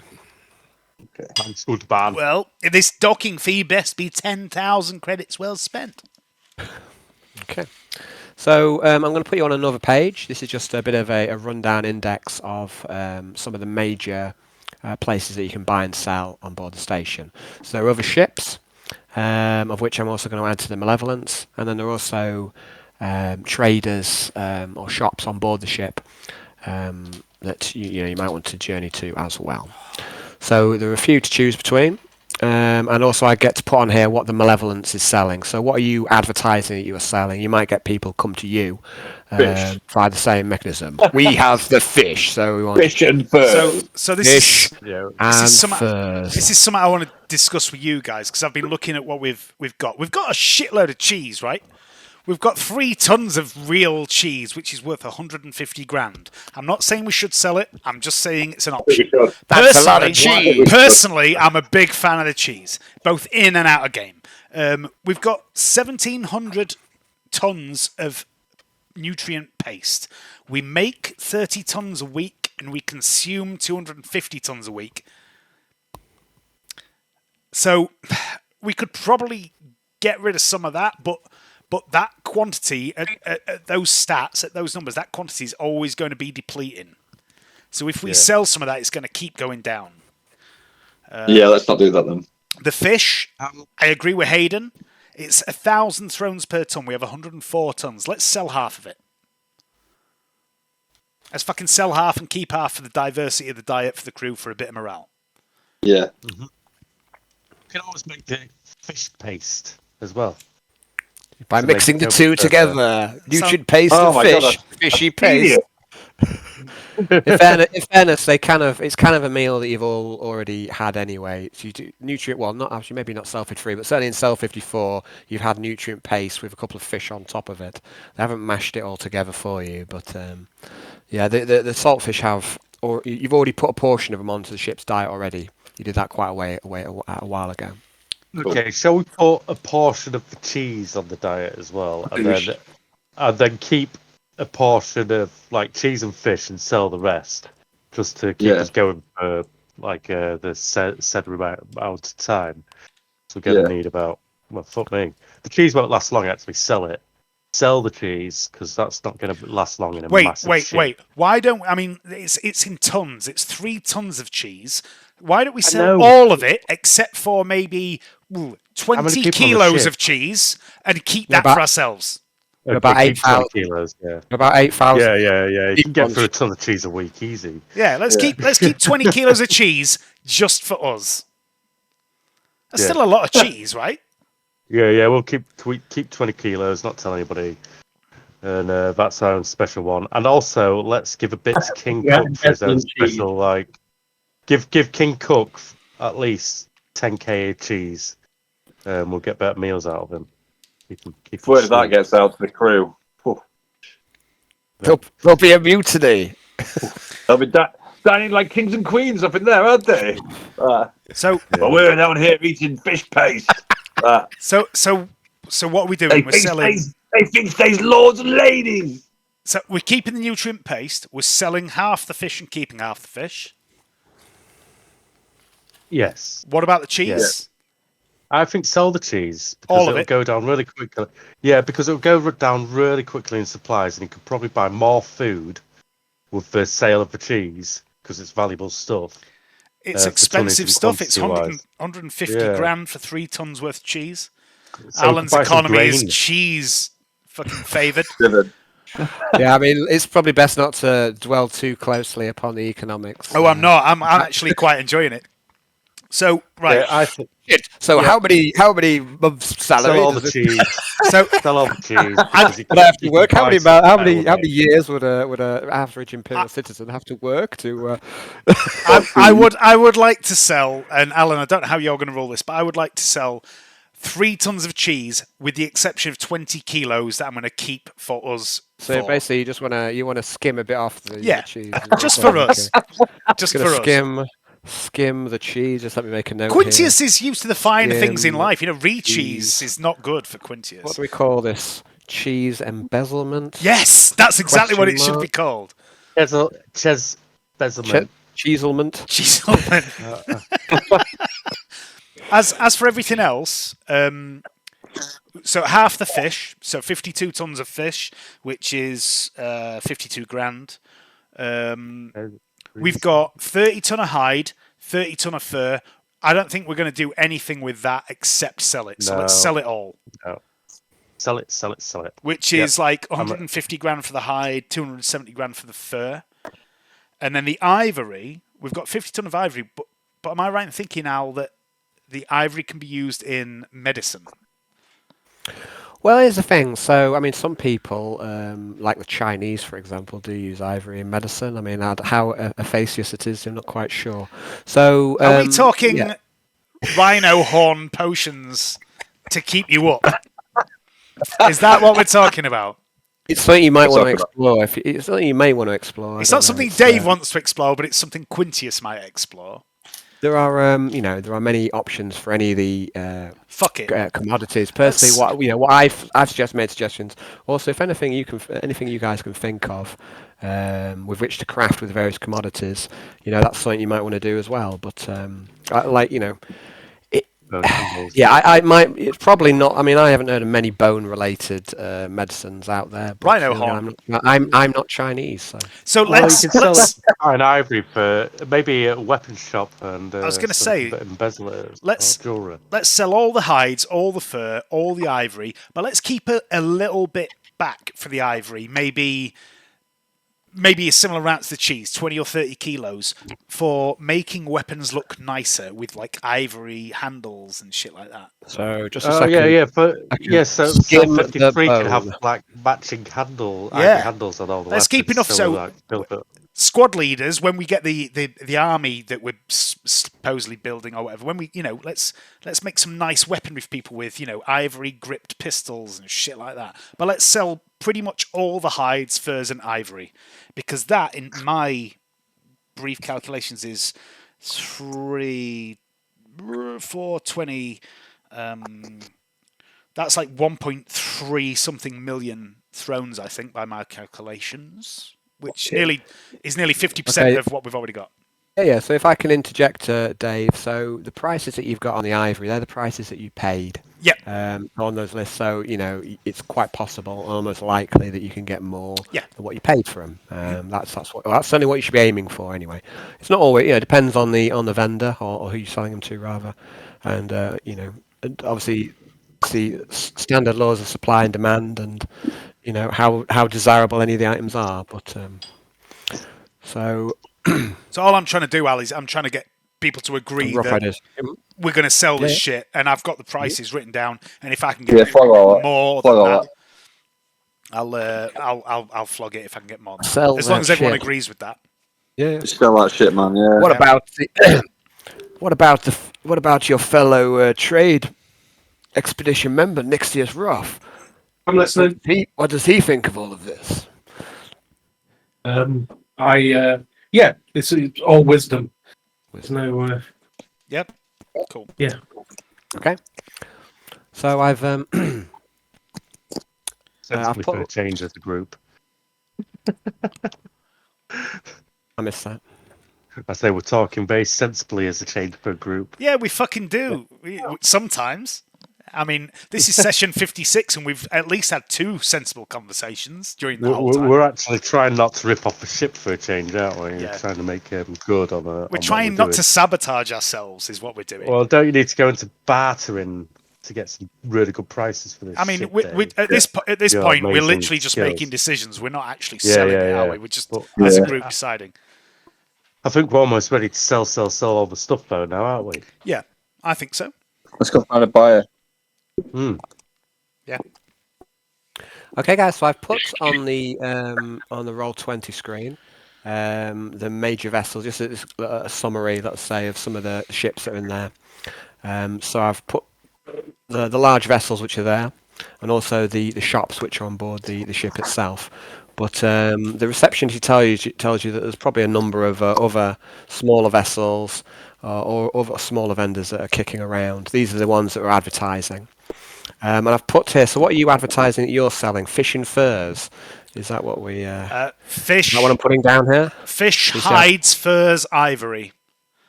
Fish. Furs. Cheese, Put a caption real cheese. underneath. Can we put a caption underneath saying "Embrace the savage"?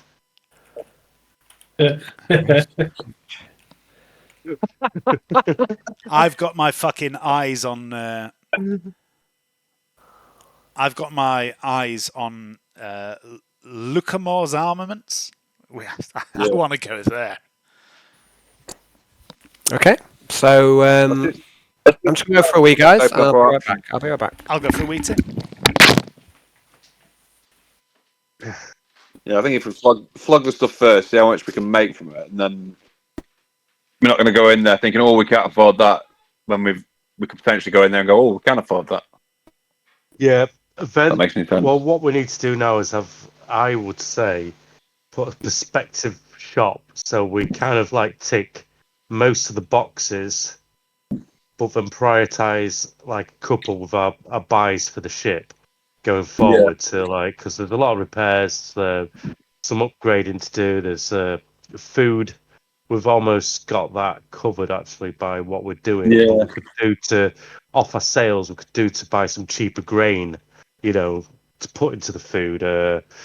So it's got something different again, like for bread, anything like that. So because the cheese from the cheese profit would like double, triple, or bloody maybe 6-7 times like the price of another bulk food what we could get to feed the crew with. I think that is a big thing going forward. It's always been monitored. And then I do think we need to fix the ship and do the weaponry. Because that's food. Medical supplies as well. Shit, we need medical supplies. That's fucking priority. I've got. Yeah. What I've been looking at is like replacing some of the missing ships is a bit of a luxury, really, depending on how much money we've got. No, I wouldn't go missing ships. I would go, most it will be ship repairs and mass drivers. Upgrade. Yeah. Repairing the mass drivers is important. I think you're right on getting looks like a craft if possible. But I think with the blink missiles, maybe using those as torpedoes might be quite useful. If we're only getting a few. That's what I mean. Get a couple to torpedoes. I mean, did I say that? That's also a possibility. Alexa could probably reverse engineer one from that. But we don't need to spend $500,000 on 10 of those when we don't have that much money. There's one other thing that we've got to sell. Right, I'm just thinking about plans for Bone Chewer, Crusher, whatever it is. Spinebreaker. Yeah, Spinebreaker. Yeah, I mean, honestly, I think at this point in time, our best plans for him is to keep the fuck away. Because he's got fucking Grey Knights. But, we're not ready to take on Grey Knights. But there's while he boards us, we could board him. That's true. There's one other thing that we've got to sell that is worth thinking about because we don't know what it's worth, and that's Mother's Pearl. And Reptile's Art Collection. Oh yeah, and Reptile's Art Collection. But don't we have to get that off the Inquisitor? Doesn't he have it locked away? I know. So basically, he's taken the painting that he wanted out of that, and so he's got what he wants. The rest of the art is yours to sell if you want. Okay, so but it's minus the Heart is the name of the painting. Yeah. That was the painting that you spent the whole of the first act trying to get. Yep. And he's got that in his antechamber along with his other paintings. But the rest of his art collection is up to you guys if you want to sell it. If you can find someone who wants to buy it. Okay, so once we've sold all this generic shit, there is Alice Ann's luxuries and specialist items, and Peace Makes Plenty luxuries and specialist items. We should go there, try and sell Mother's Pearl and the fucking paintings. And then once we've sold everything we're going to sell, then we know how much money we've got to work with to pay for all the other shit we're going to get. How's that for a plan? Yeah. Word. Yep. Let's do that. That's the plan now. Okay, so where's your first port of call? Or where you're intending to head to first, did you say? We're going to try and sell all the... So I say to actually sell, you're going to need to find one of these traders who will purchase it. So it's not just as easy as like say offloading. So each of these large vessels is a trader. They'll each have items to sell, but they also might be willing to buy some of your items as well. Also, you've started to put out your advertisement, which is fish furs, cheese and ivory, embrace a savage. So you may well get some of these other traders coming to you. That's also a possibility. So selling and buying. Really, the choice is which vendor are you going to first? What's your intention? Okay, so guys, do we wait for them to come to us, or do we? Because looking at the list of what's for sale, there's the luxury items for Mother's Pearl and the paintings, or there is Home Sweet Home recycled commodities. They might buy some of our shit. The mercenaries might buy some of the food we're offering. Or the clothing guy, Ahmed's Excellent Apparel, might be interested in the furs and hides. Or do we wait for them to come to us and go and spend some personal thrones on shit for us as a group rather than for the ship? Will they contact us on a Vox or something if they're going to come to us? So the receptionist goes. Sorry, I missed that last bit. What did you say, Hayden? I can't imagine we're waiting for the soul. You're a bit, there we go. That's better. Yeah, it's because the figure's on the top of my head. I says, we won't be waiting in a stall, will we? Will they just contact us via Pick Slate or Vox, like that? So this basically this bay's been put over to your use, and the receptionist here is willing. He's happy to. The station authority are here to facilitate exchanges. And the station takes a cut of all purchases that go on board the ship or trades go on board the within their defence array. So they're helping. So they'll if people come here, then the station will try and put you in touch and what have you. So a lot of that stuff will kind of be automated behind the scenes. You don't have to literally put out a stall. And we'll get a rich mail, will we? You'll get a rich mail. Why don't we? Get a rich alert. Why don't we as a group now, right? So we've got some fish to sell. We're going to sell 52 tons of fish. There is a ship called Hammer 41. They buy food or sell food. Does that mean? That's the wares that they're putting up for sale. So they're putting up for sale. You don't know whether they'll buy or you don't know what they're interested in buying. You'd have to. Or maybe a food trade then. Food for food trade. So really, if you guys see. Oh, the receptionist says, as Alex says that, the receptionist says, that's the inn that we have on board the station. It's all sorts of people head there for a nice drink, relax. So there are some trades that can be found there, but really it's just a nice little place to get yourself a drink and take in the ambience of the station. I'm not getting into a fight. There wouldn't be. No, you shouldn't get into any fight, says the receptionist. We deal with violence quite severely on board. We don't accept any misbehaving on board our ship. There'll be no combat, says the receptionist. Of course. Arnold grips his teeth.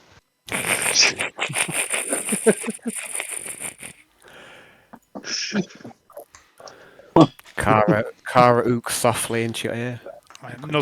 Nuzzle her.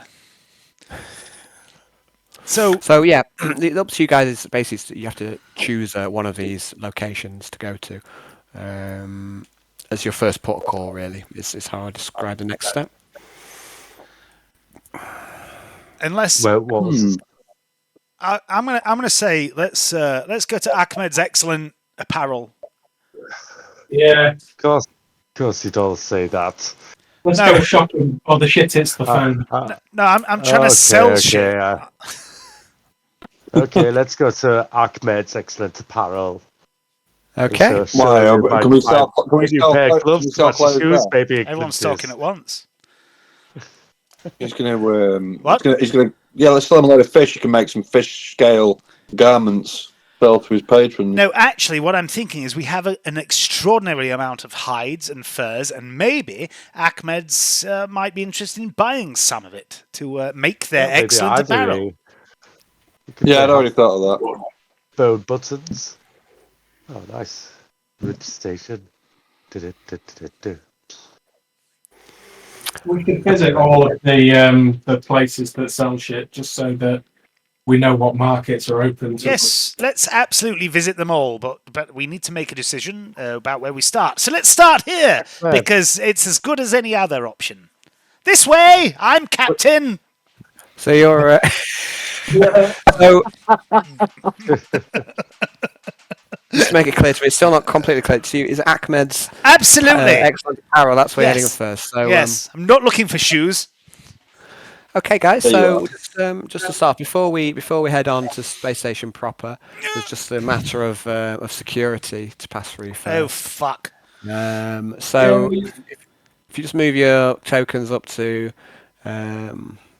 security station, and the receptionist says there'll just be some routine scans, and you see they've got these dogs, which are outfitted with heavy cybernetics.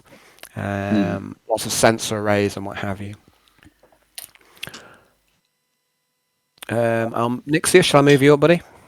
Yes, please. Okay, so who are we missing? Oh, we've got us everyone here. Where's our NPC? She's with you. She. Oh, she's there. I couldn't see her for a moment. Yeah, I see her now. Yeah, I've moved her up. Okay, so. She doesn't have an aura, Alan.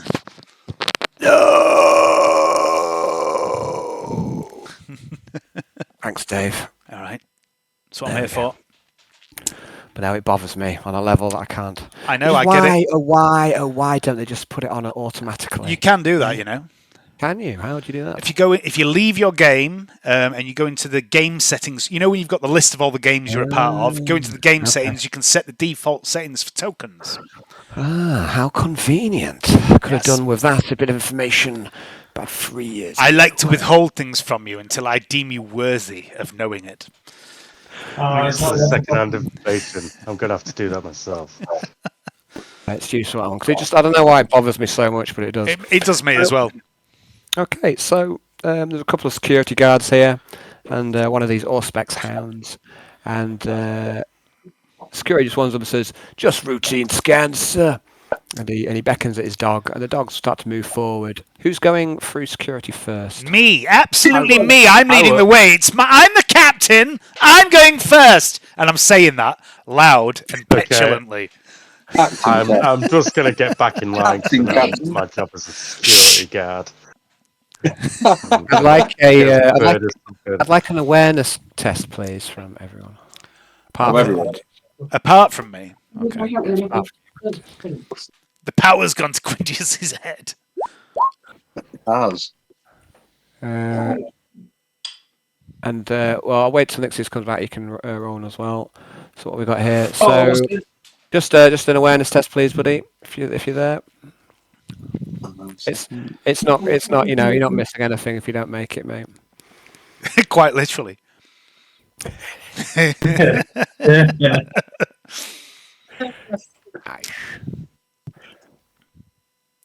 What about you, Johnny? Can you make an awareness test? I Oh, can't. because this fucking Trojan Otherwise or it's spec terrible. did me. Plus 20. Plus 20. This is terrible. Any. No. You're just checking out the An dogs. awareness test at plus 20, please, Nixios. What about It's heightened senses, sight or hearing? sight-based plus 10. I kept saying awareness test, it's site-based on Friday night, my other campaign, and everyone was going, what does that mean? And I was like, oh yeah, they don't have any fucking clue what game they're playing, do they? They've only just started. Nixius and Arnold, you both notice that Athena, your helpful NPC, rolls her eyes behind Quintius's back at his behaviour. Stuck up bitch. You don't know. I've got it in my notes, Alan. I've got it in my notes. Please no metagaming, Dave. In my notes, it says Athena hates me. But that's just below a line that says Alan is a cunt, so I don't know what happened there.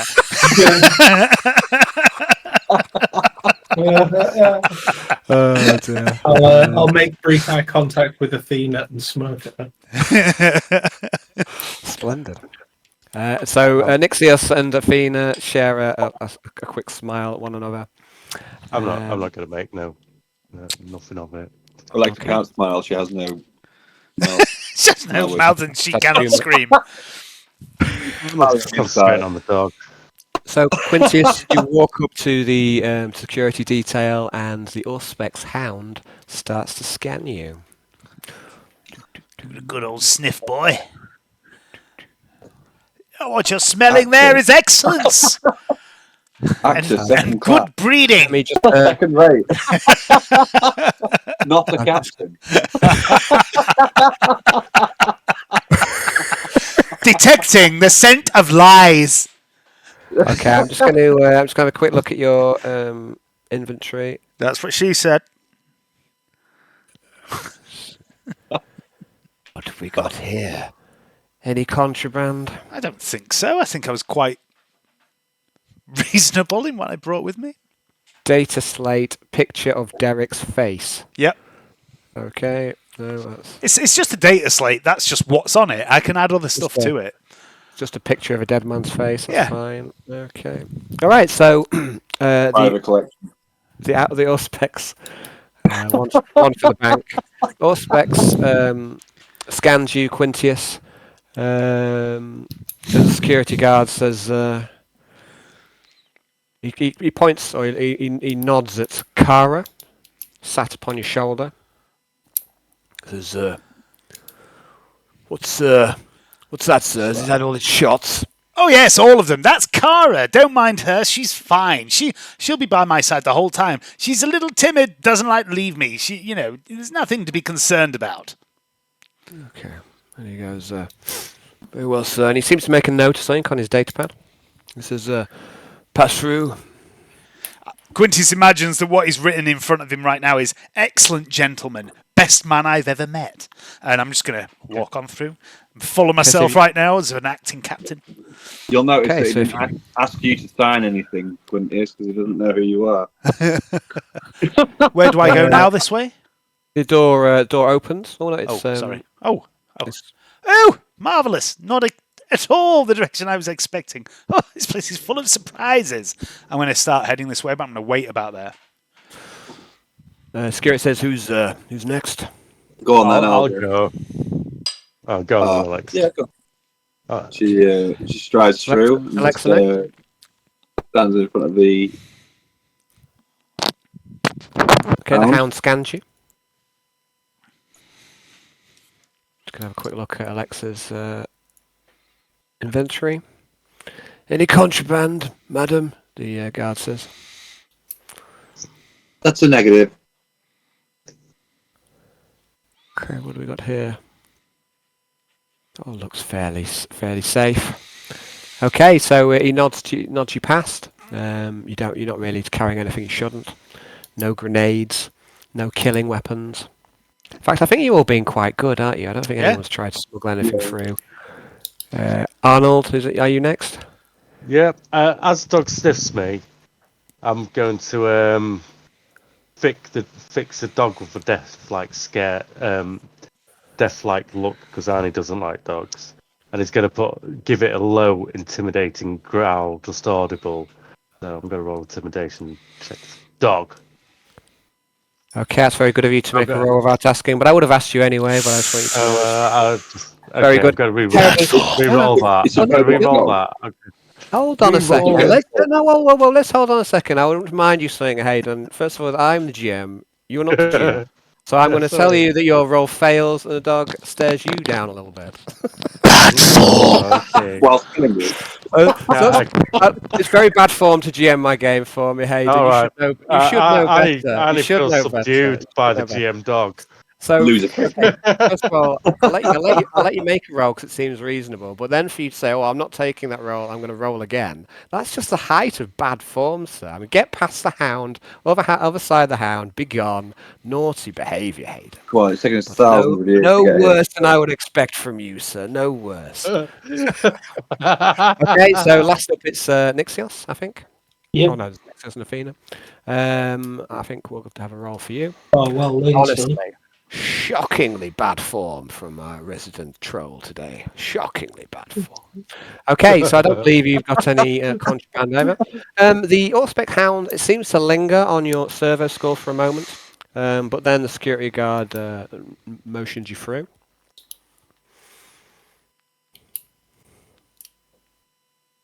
Are you passing by, Nixios? Yeah, of course. Okay. And last up is Athena. Just a I think second. let's go quickly. Oh, no call. While Arnie and then Nixius has been scanned, and me and Alexa are in the corridor, I'm just going to have an awkward moment with Alexa. I'm going to go, Alexa, I noticed you're spending rather a lot of time with your friend Bodo of late. I've noticed that you're spending rather a lot of time with your left hand of late. It's nice to know that you've noticed my preference for one limb over another. After making initial scans on you, I would imagine that's what they wrote down on their report. Slightly enlarged left wrist. Actually, it's small hands is what they made a note of. As a matter of fact, Alexa. But Small hands, large wrists. And then she just walked on forward. Not usual. No, Thank you smell like you're jealous. Hold on. I smell jealousy on you, Quintius. Hold on, you're on the other side of the security. Oh, well, I thought I got let through. Like, I he's thought I got going let to have a quick quiet word with This is- Alexa. this is before you. This is while you're being scanned. And I did specify. Okay, that. sorry. And then she walked away from daydreaming you. about- I'm just going to look Being Wearing- a bad player. a bit Wearing abashed. something unbelievably tight. I'm going And to it look. looks good on it. I'm going to look at a bit abashed, and I'm going to hold up my small hands and look at them for a moment, and I'm going to go. That's because I don't. And I don't have a comeback. And by the time Arnie gets through, I'm just standing in the corridor alone, looking at my hands. That's all Arnie sees. Me looking at my hands, going, go. Yeah, so when you pass through security, there's just Alexa seems to strode off, and there's just Quintius stood there, Looking he at my seems hands. well- I Make an like awareness it, I test, like please, it. Arnold. Make an awareness test, please. Okay. Arnold. No worries. It's a special kind of bond that they have. It's a hate Together. relationship. It's the bond that you only get when you it's the sort of bond you only get when you fuck someone in a toilet. When you hate fuck someone in a toilet, that's the important for a distinction. sample. For a sample. And Your nothing more. work colleague. in a toilet. What was that, James? That's only when you fuck your work colleague in a toilet. Hate fuck. That's Hate the fuck. relationship. Everyone keeps forgetting the word hate. It's a hate fuck. Yeah, You Arnold. see downsizing. Arnold, you see Quintius. He's acting odd, but then again, he always acts a little bit odd, so you're not quite sure what to make of it. It's just they're not that small. Let's go, Arnold. Yeah, as I go past, I go, stop staring at your hands, you little weirdo. Come on. Sorry, I thought I'd brought the bigger ones. Aren't you supposed to be captain? Oh yes, absolutely. I should wear Acting. captain's hands. Acting captain. Fuck off, Alexa.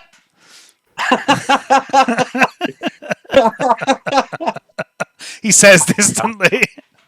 She just keeps walking away like if she could smile, she's smiling quite a lot now. I like the fact that Alexa is the only woman to have ever got top side of Quintius. Alexa and Laura. It's Yeah. Okay. You've So, got to represent the strong female characters, you know what I mean? Otherwise it's just a fuck fest. You know what I mean? I don't feel any guilt playing a womanizer because I always represent the strong female characters. Mesmeron. Oh wait, you killed her. Nixius passes through security next, and it's She was too empowered. Security says, any contraband? Athena says, no, of course not. And security guard goes, I'm sorry, madam, there's just been a little discrepancy underneath your petticoats. Oh, for fuck's sake. And Athena, she looks a little taken aback, but she reaches underneath her dress and she pulls out a pistol. Alexei, you've already moved on at this point.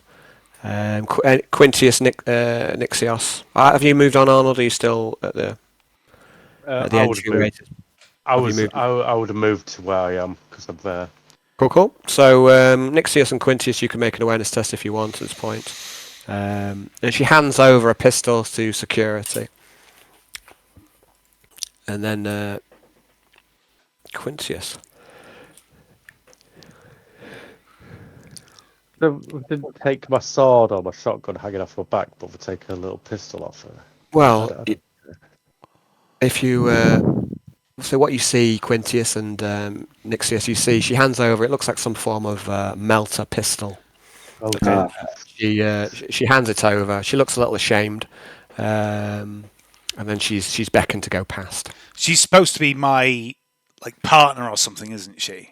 Yeah. She's a stormtrooper, Yeah. but she's dressed in a dress, and she looks a little out of place in it. Okay. She obviously doesn't wear this kind of fine apparel very often. So as I say this, I'm going to go, Athena, my dear, what are you doing? I told you there's no need for such. I'm sorry. I'm going to say to the guards, I'm sorry. She's a paranoid young lady, violent, bad upbringing. But my dear, and I'm going to put my arm around her and go, please don't worry. Arnold has us covered. He'll protect you. There's no need to be afraid. And I'm going to lead her down the corridor away from the scene.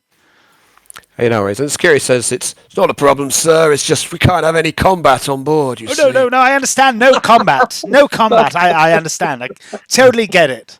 I'm a big fan. Big fan of no combat. As Athena walks towards me, I'll say to her, if shit hits the fan, you can always grab my shotgun. And she looks at you and she nods and she says, "Will do." Feel naked without a weapon. Don't worry, I'll leave it loose on the shot. If I feel tugging on it, I'll move my arm and pull it off. Not good. Pause for Johnny. She looks at you. And you can tell that you've put her at ease somewhat with that comment. She gives you a little smile, and you can tell that she's been put at ease somewhat. So, guys, you've passed through security. I don't think any of you were trying to rustle through any contraband anyway, because you're all good boys. You didn't try and smuggle through the final darkness. So, you're off to Ahmed's? Yeah. Your first port of call? Yeah. Very good. If I was a gambling man, I would have put money on Ahmed's. So, you head through the station itself. First of all, we'll put you to here into the station itself. So it's it's clearly it's a Xenos ancient star fortress, and on the inside of it, it's mostly blacks and reds. Can't say that, Alan. I did say it. It's not that kind of blacks, Dave. Oh right, sorry.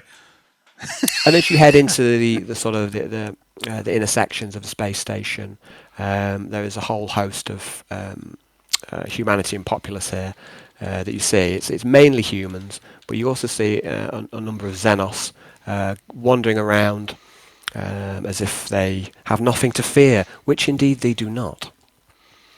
So the space station is given over to trade from many different species, but it's mostly human that you see here.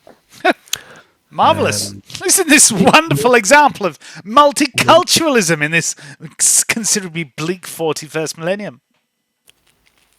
But this is well outside the remit of the Imperium. So, okay, so I shall. I'm just going to take a little break, get myself a little drink of water, and then we shall go on to Ahmed's. Excellent. I would have put money that Dave would have gone straight here. Not for the reason that you think. Not for the reason that you think, though. That's the thing. I'll be right back. But you still went there. There's going to be some bargains there that it's going to be difficult to refuse. Honestly, okay. So the way I see it, like Hayden said, we need to sell our shit so we know how much money we've got to work with when we buy our shit. Yeah. But course. that being said, we've got Daddy's credit card, and most of the stuff that we can buy for ourselves, like firearms, armor, things like that, are not even going to make a dint in that fucking credit card. You know, what might be a hell of a lot of money to me, for example, as Quintius, like 1,600 thrones for a fucking plasma pistol, is not going to make a massive dint in that credit card. So I could have taken us to the weapon shop, and I could have bought us a load of weapons and firearms and shit. Or I could have come here and you know, hopefully there's something to match my Fine shoes. trousers. Yeah, I am looking for something to match my shoes. But that is not why I brought us here. Pants. Arnold in sparkly pants, I just don't see it. No, actually. But you will. But you will, yes. By the end of the night, you will have sparkly pants. I'm going to ask to keep The one true hide, purpose actually. of this visit. Yeah, I'm going to put it right Reveal. here. Can we keep one hide? Like Shit, what was it Laura wanted? I want some army trousers making out of some hide, some real combat trousers. Like hide combat trousers sounds really good. What was it Laura wanted? Fucking hell. Heart's design. Yeah, but what Is it? was that? I'd worked it out. Dude. I'd worked it out. Fuck. I made note of it somewhere. I think I'm pretty sure I worked out what Laura wanted. And I made note of it, but I can't find it now. Fucking hell. Yeah, she was going to talk to me about it when we got back, but I think I know what she wanted. Also, I am going to buy Laura a present to take back to her, because that's what Quintius would do. Also, I'm going to buy Melissa a present and then get distraught and space her out of an airlock. That is my plan, by the way. I am going to throw Melissa out of an airlock for reasons. That's criminal. I know. You know what, Dave? You'll get recorded on like some sort of camera, and then the whole investigation about this murder out of the airlocks and things will go to you. And this one clumsy, and I'll have to investigate myself. You know? Yeah, That's absolutely perfect. You're the murderer. I'll have a massive argument with myself. I have done no such thing. No, I accuse you of killing various members of your crew. I have done nothing of the sort, Yuri. No, I have seen you on camera luring a woman to the airlock. That's preposterous. That was me just getting rid of Mumsy, and Melissa just walked in. It is unfortunate, Quintius, and that's the point that I lose my mind. Finally. Like, after all these years of running RPGs and several campaigns, that is the point I lose my mind when I accuse myself of murder. I mean, footage can be doctored, can't it? Exactly. I mean, who would be aware of any such sort of skill or talent of, you know, or any sort of thing, such thing happening? Exactly. You know what I mean? In this day and age, that would be tech heresy itself. In the 41st millennium, surely the only true measure of guilt is confession. That and visual evidence of said crime, all of which can be doctored. Just for the record. Everything can be doctored, even memory. Oh, indeed. Mm-hmm. Johnny, every now and then you lean in really close to your camera with your brush or your little pots of paint, and it makes me feel like you're pouring paint into my mouth. I am. I'm painting a goblin for Hero Quest. I love it. I love a good goblin. Can't go wrong. There's actually some female goblins as well. Have they got big Which are pretty titties? cool. Small goblin titties. Oh, we decided what characters we are, Johnny. Yeah? Cool. Yeah, I'm going to do the barbarian. Obviously. Cool. Wizard! Calling me surprised! No, Dave. The problem is like I wanted to be a wizard or dwarf, and everyone just went, well, shall we just go what's natural to us? And Brad was like, well, I always play the dwarf. Alan was like, well, I always play the wizard. I was like, well, I guess I'm the barbarian. I usually play the elf, to be fair. To be I honest, usually play the elf. From what I remember usually from play the elf. Hero Quest, barbarian is a lot of fun. Yeah. Yeah, Well, the thing is, we're going to role play with it as well. Exactly, We you decided should. we're going to You should. role play the Hero Quest game. I am mildly disappointed that I won't be there, but unfortunately, with the schedule being as it is, I think it makes the most sense for you guys to play Hero Quest and me to sit out. Well, I mean, like, one time. You can Someone's always going to join have in to. as a character what's sort of like Yeah. leveled up a bit. There might be the odd I mean, occasion like, where I'll make it, but the thing is, we're running 3 campaigns now on Sundays. And the way the schedule works is that every campaign is kind of loosely available with all players once or twice every 6 weeks. Yeah. So it makes Well, sense to run that game on the weeks that I can't be there. Okay. my lass says she doesn't mind me gaming during the day if I need to. Which Yeah. and if that happens, then I should be able to be there. But I don't want you guys to hang around for me. I think I'm already doing enough shit. So you guys have fun with it, and I look forward to hearing the stories of it. Cool. Yeah, I was just, And I might just turn up one week, even if I can't play because you have already got the character slots filled. I might turn up and just watch you all and judge you and drink in the background. I've got a couple of there's a couple of other characters from the expansion sets. So cool. if you like to take a random character from one of them, there's like a knight and cool. But no, I think you should. I think you should make this another a game barbarian for you as well. Oh, cool. There's another barbarian with a sword and shield. Apes together strong. You should a female absolutely. barbarian. Yeah, that's me. Does that mean I've got a choice of 3 characters? But no, you should. Which one did you want? You should to debate, absolutely Dave? make this game. I don't give a shit. You pick because you're going to be a main character. No, I'm not fussed. I mean, like, I pick gladly. I can play choice of 2 barbarians all night. And at some point, it would be cool to do a campaign in reverse and have like Hayden's game, like an evil versus good sort of thing with some orc characters or or chaos warriors or a different kind of party.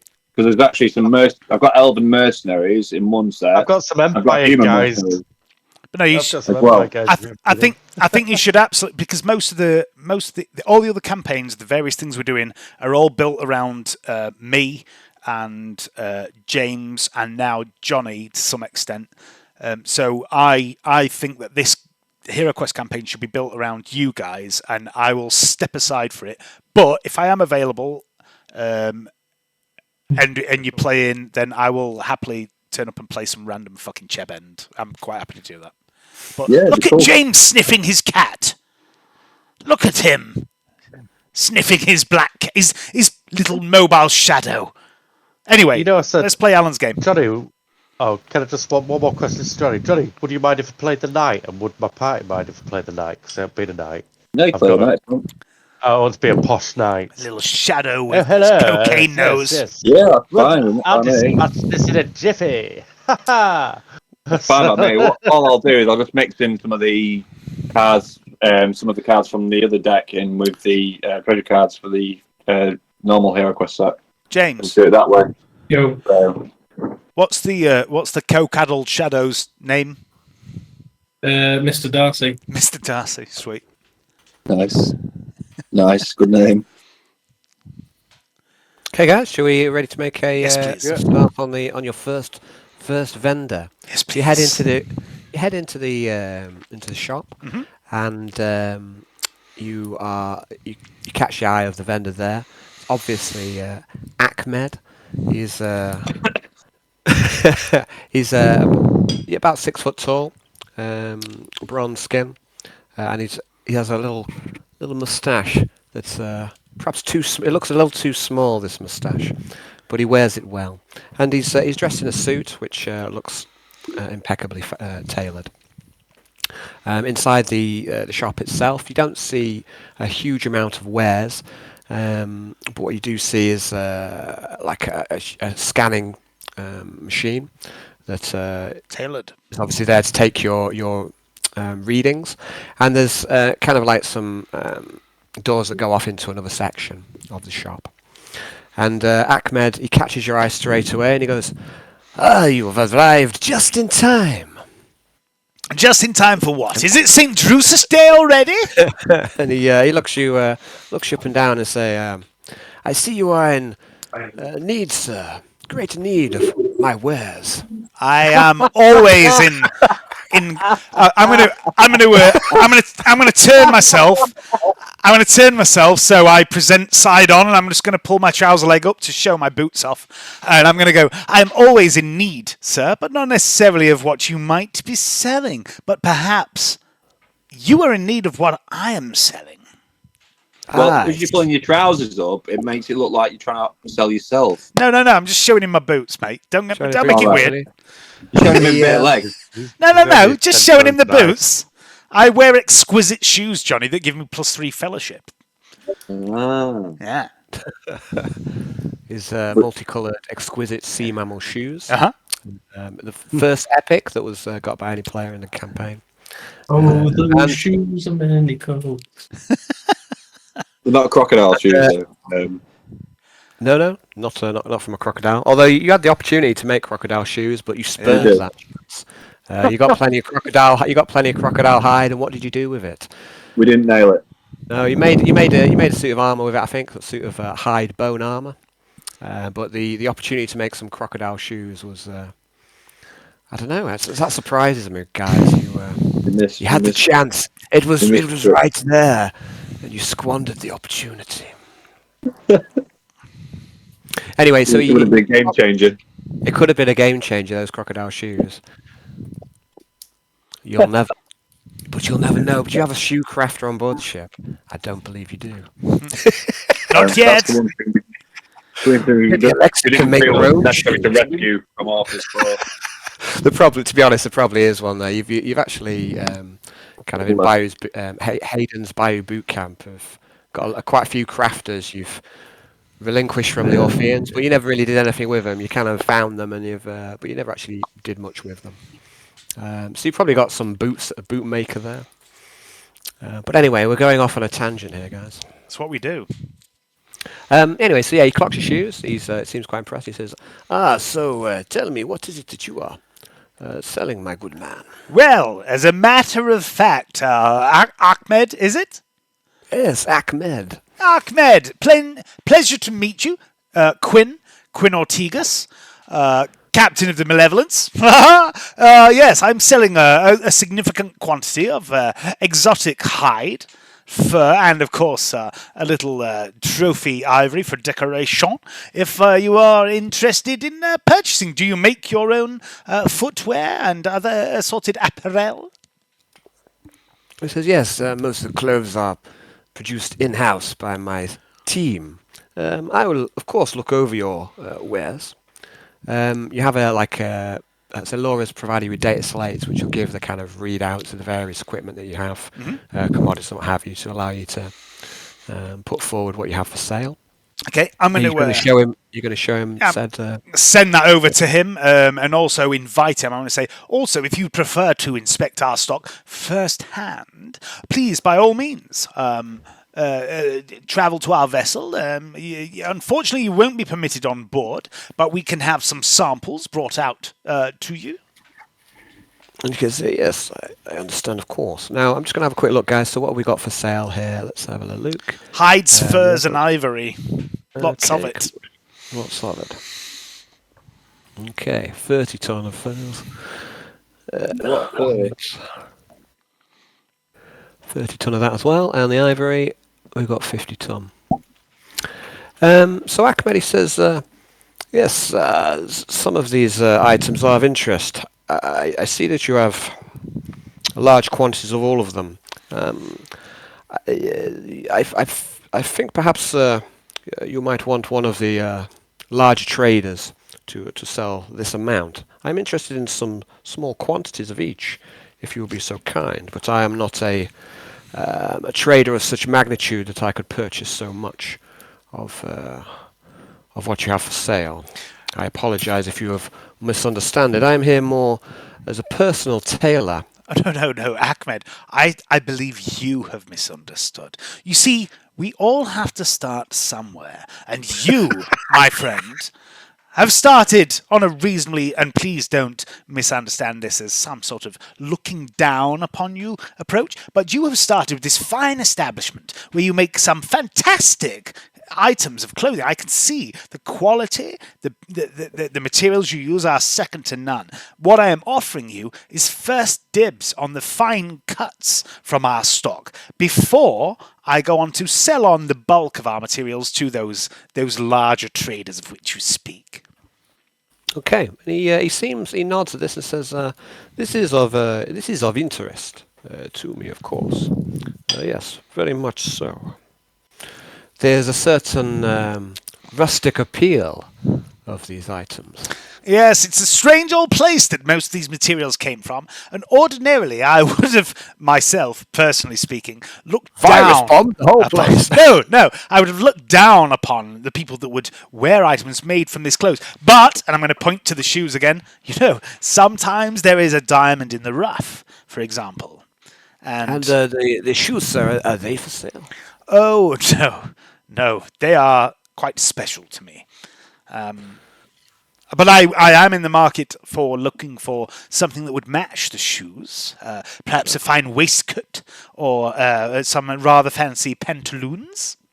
Very good, sir. Let me show you my wares. Also, And wait a minute. Before, as I say, some fine pantaloons. I'm also going to say. Also, my companion here, Arnold. Step forward. I see you arrived just in time, sir. He looks you up and down. This is my very good friend, Arnold Stormsinger, and he is, well, as you can see, a very large chap. He often struggles to find clothing, even simple underpants that can contain his manly build, if you understand my meaning. What I'm looking for is some clothing for this man that will not only enhance his physical attributes, but also make a statement. And that statement should be multifaceted. It should be a mixture of do not fuck with me and also I am friendly. Can you do that? I have just the thing, sir. And he motions to his scanning device. He says, "This device shall get his measurements just so." Can I make a low growl at Quintius?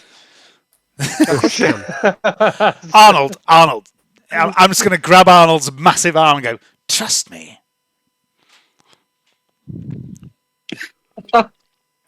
He just stares through you for a second and then and nods his head and goes, "Fine." I'm just going to start pushing you towards the scanning machine. Okay. So what? I don't know if I noticed you pushing me. Oh, you definitely noticed because I'm pushing you. Okay, guys. So we're going to go into kind of shopping mode a bit here. I'm going to open up the little shop page, which is in like the handout, to show you what wares Ahmed has. So I'll put this one here. So there's a little shop page for little shop page. It's in the handout. So if you look in trade registration, look at that dude. That's you too. You too can be the fine man about the station with a side parting, just like this guy. This guy makes Quintius look manly. So there are a series of purchases made from any of the shops. There'll be a little inventory there. So, and they're split into sentient cape. Sorry, Al. it's quite all right, mate. So there are a number of items. So I've put them in greys, greens, blues, epics, and legendaries, which are the, if you like, the various qualities. And this tallies up with some of the items you've had before. This is anyone who's played World of Warcraft will be very familiar with this kind of setup. I think most of them are doing it now. Most of these sort of looking games are doing it. They've all got on board of it. So, and I'm also going to show to you there's a series of let's say magic items. So rather than go through everything individually, I can share out some of these handouts. You have a look at yourself, see if anything jumps out, and if there's anything that you're interested in, I can go into it in more detail. Now, you say the sentient cape has jumped out at Quintus already, so Ahmed goes, yes. No. It's like 1.1 million, that's obscene. I'm not spending that on a cape. On a sentient cape? No, you're not interested. Although, what does it do? A cape of diamond, +1 armor. Ahmed goes, It'd be like return to the ship with magic beans, Dave. If you got that, it'd be, it can speak. It's called Yes, Prax. What? It's got a name. That's all our This is, all our mate, problems are cured. Let's I solve see this one garment. No, I'm not going to buy a sentient cape. But before Alan goes into his spiel, I need to have a wee. And what I'm going to suggest is there's 4 of us here. Let's fucking just throw caution to the wind. Let's not worry about the bank. Let's spend some fucking coin because Quintus is not leaving here without a full set of dashing shit. Okay. And I suggest you all do the same. So. Okay, so Dashing. I feel like I should wear Prax. It's 1.1 million. It's not. It's a lot of money for what it does. That's a hell of a lot of money. Okay. Have we not read it? Yeah. Cool. Well, Okay. like I say, we just need to know what's available because we might be able to swing it round that we get our hands on something like that anyway. Because we have got this fucking pearl to sell. Yeah. Anyway, we don't need it. We don't need it really. I mean, I'm gonna need the sentient cape. It's a one of a kind. Hey, you'll be the. You'll be the. Look. All I'm saying.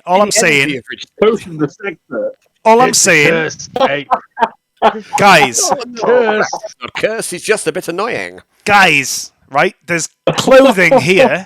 There's clothing here that has armor ratings of 2 or 3. Oh, fucking joy! I'm wearing flak armor. Yay! Right? Look. Scroll down. There's concealed clothing. There's modifications to iridescence, colored lights. There's all that shit. There's some really cool stuff. But I am not leaving here without the epic dashing stuff because the dashing stuff gives bonuses to command, fellowship, and dodge. And if I wear 3 pieces, I get an extra +1 fellowship, and that is Quintus all over. So I am not leaving without that fucking clothing. The rest of you do what you fucking want. But Daddy fucking Lucius is paying the bill. Yeah, so like I say, this the episode, the next few episodes, I suppose, will be a bit of a shopping fest for you guys. So, I mean, clothing. I mean, it's maybe not the most important thing, but it is to Quintius. So. Yes, but there are also a number of let's say specialist items. Various cloaks that offer cloak of hovering. Yes, if you just want to hover. I mean, I don't know. Yeah. Hover while spinning my axe with 0 center G gravity. Copy the whirlwind. Oh, a comfortable blanket. 25k. I see you. It's exceptionally comfortable. You'll never get a more comfortable blanket than this. It is from the deeper within the miasma. It is a delight to touch. I would like some bulletproof clothes. Is it a delight to touch? At the minute, it's not out on display. It says, you look with your eyes. It doesn't say that. It says, yes, we can perhaps arrange for you to touch it, sir, if you. So he presses a few buttons and like a door opens and various items are brought through, and the comfortable blanket is there, and he offers it to you to touch. Just gonna touch it. Is it okay? It's exceptionally comfortable. There's something unusual about this. It's almost like it's magically comfortable. Let us say. Alan, I have a question. Please. There is 300 thrones for a modification.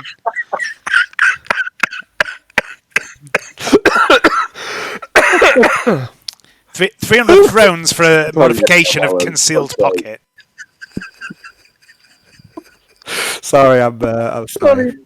25k on a fucking comfortable blanket. How the fuck am I going to justify that to Lucia? You don't have to. He's going to be like, what the Johnny, fuck have you spent the last of our Johnny, on? Lucius is too busy wanking Johnny, over painting. You don't have to justify it. I do. Oh, that's just good. fucking buy it. Can I call him over next? After Johnny? Ahmed. Hello, Mr. Storm Singer. Yes. Yes, that's Ahmed. I'm interested in these bulletproof combat trousers and vest. I see. Do you have a bandana to match?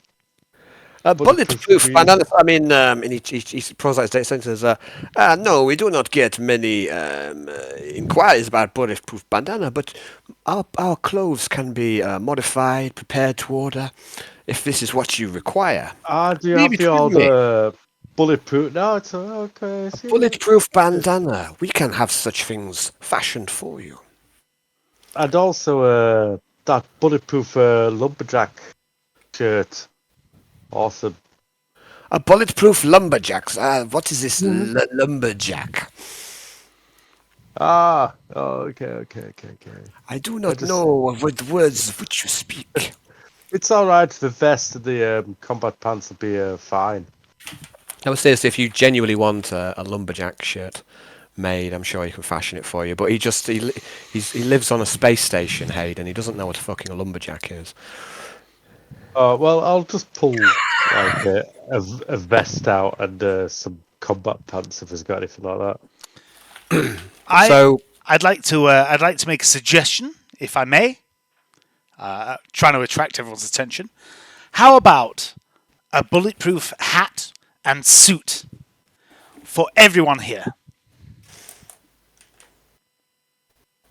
I will settle for a dress for a for the comfortable ladies. blanket. Alexa, I don't want a bulletproof suit. dress. I don't want No. a suit.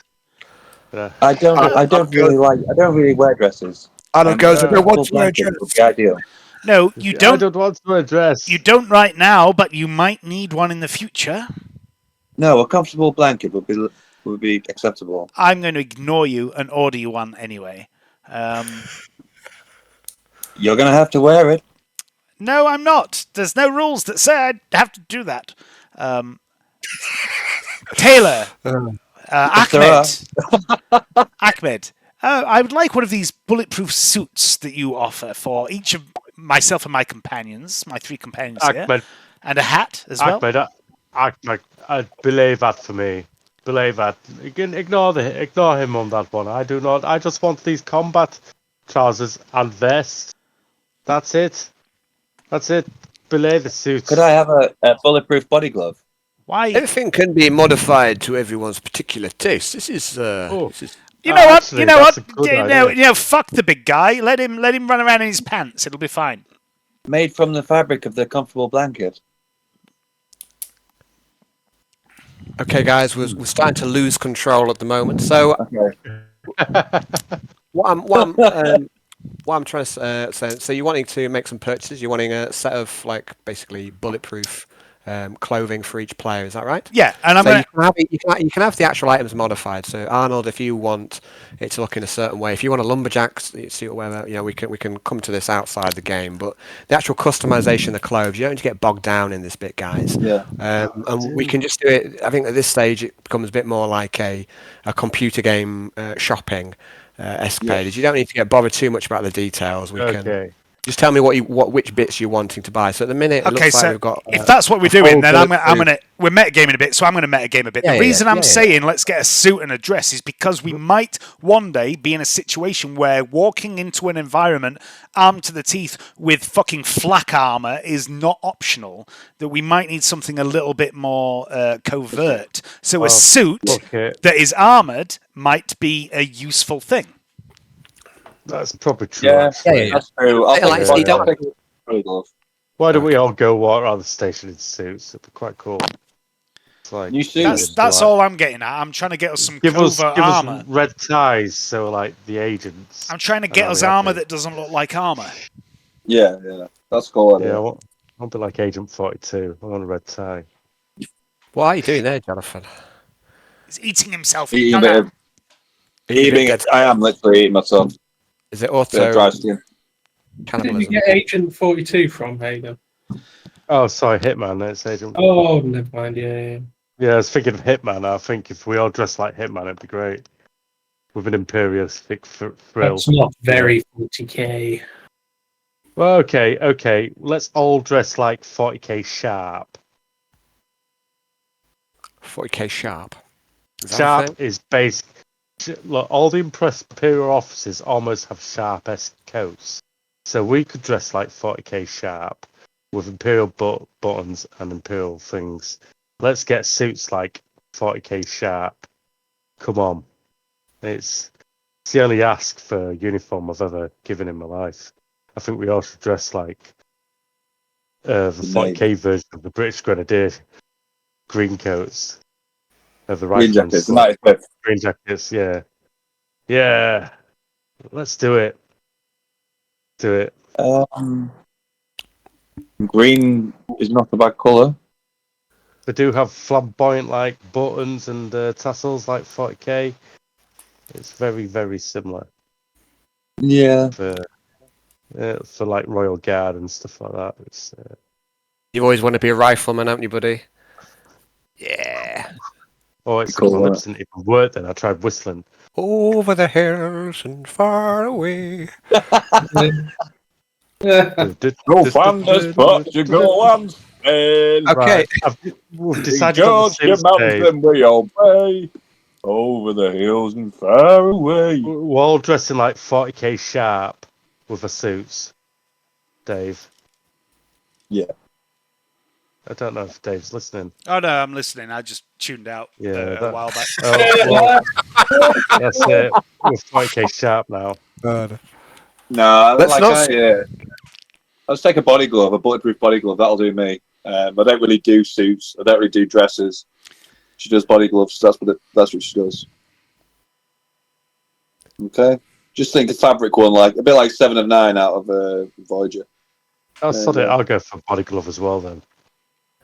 You know, fuck Okay, it. guys, I'm not going to pay for everyone to have bulletproof clothing. I'm just going to spend it all on me. I'm going to get how much money have I got? Divided by 10,000. I'm going to spend it all on dashing suits for Quintius. Every single fucking Hey.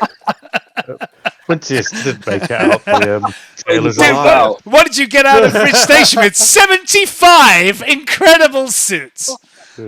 Give me the password for the card. Give me the password for the card. This is torturing Quintius. No, I'm going to... The campaign came to an end, not being vented out of an airlock, but a squabble in a tailor's. I mean, whatever. I wanted... No, I'm going to wear a green waistcoat. No, you're not. No, you're not. You're going to wear a dash. No. Whatever everyone wants to do, I'm going to put the fucking... I'm going to put Daddy fucking Lucius's card down. I'll tell you what I'm going to get for me. Everyone else can fucking make their own minds up. I'm going to buy myself a dashing suit, some dashing shoes, and a dashing hat, and also a bulletproof suit and hat. Okay, so just one second. So we've got in dashing suit. So the you say you're getting dashing hat as well. Yeah. So the shoes, this actually combos with your own shoes. You don't have to actually buy the shoes if you don't want. You can just wear your existing shoes. All right. They'll combo with that just fine. You can. It's up to you. I mean, you can if you want, but there's no need to get the shoes because you've already got perfectly dashing shoes. Oh, it's just the dashing that will shoes. They will go with anything. Your shoes, mate. They're The just, dashing shoes give +1 dodge. That's why I was looking at that. So. Okay, that's fine. You can get them if you want, mate. Yeah, they're just as an option. Okay, so that's 7k. Dashing suit 10k, and a hat. Did you say? Yeah, dashing suit, hat, and shoes. I would also like a concealed pocket on the suit. Okay. Which is another 300. Yeah. Mm-hmm. And I also want a bulletproof hat and suit with a concealed pocket. Okay. Bulletproof hat and suit.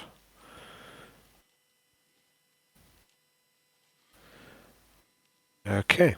So let's make a note of all these. I'm just going to go for the bulletproof suit and bowler hat. But my suit's going to look like Richard Sharp. Okay, like so. Okay, so the clothing can be tailored. So we've got suit and hat for you, Hayden. I want a bulletproof body glove with a concealed pocket. Okay, for now. In the chest compartment? Yeah, my hat's got to be a bowler hat. So. Okay. Bullet. There's something quite terrifying about Arnold Schwarzenegger dressed in a bowler hat. Bullet. It is sharp uniform. Body glove. And So, Nixius, are you spending any, or are you planning on spending any money at this vendor? Oh, James is muted. Come back to me, James. Come back to me now. James!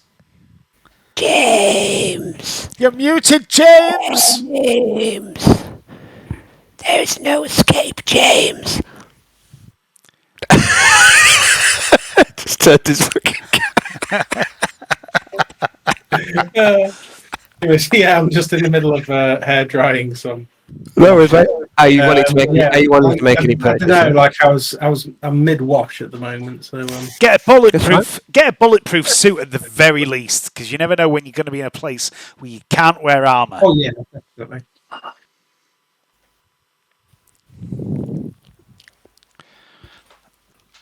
Yeah, You know, I'll have like a bulletproof hat as well, but it'll be in the style of sort of like almost like an Imperial Navy officer's cap from like I don't know, from Star Wars. Something just like a similar sort of thing to that, just something uniform type thing, something military-esque. Okay. What? wow. What? No, sorry, I'm just chuckling. I'm chuckling at something that's just popped into my head. It's not about anything in particular. I went inside the house earlier on to make a cup of tea. I went upstairs. The wife was watching this program, and it was about like police and things and different things. And there was a stabbing on it. There was also a woman that had given birth, apparently. And then she told me that there was a guy that they had to fish out of the canal because he was on a mobility scooter next to a canal and he had an epileptic fit. Now, for some reason, I couldn't contain the mirth at such a thing, and I believe I'm going to hell now.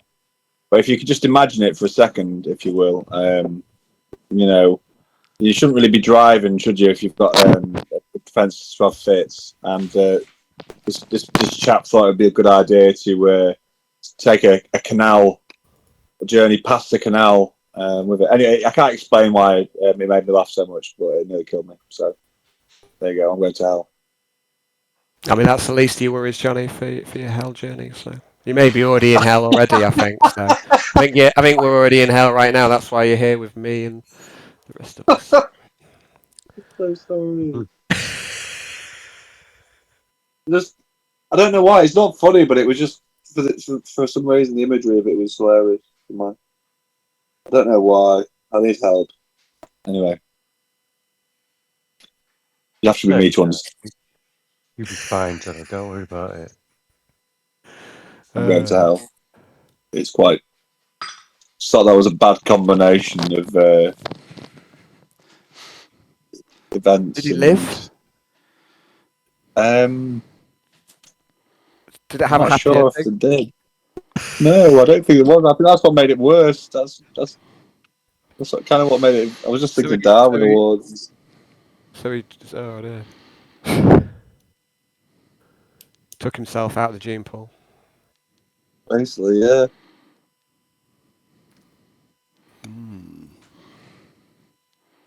Let's move on, please. No, I think we should linger here for a moment longer. I think having this moment. I've got something else I'd like to really delve into here. Now. Who's a terrible person? I mean, you know, worse than the rest of us. James. I mean, James is pure. But yeah, James is like Jesus or something, isn't he? Well, James Brownie is the Messiah. I've seen the picture.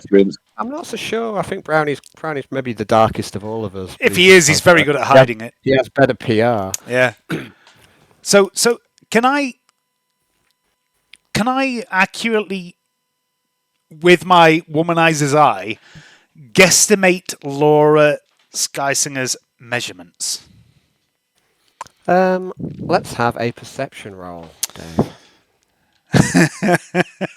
Just perception, right? Yeah, sure. Straight. Yeah, why not? This feels important, so I haven't used a fate point tonight, so I'm going to use a fate point. I mean, you're confident you know her measurements, Quintus? Not yet. I'm not. Let me fate point that motherfucker. Perception. Here we go.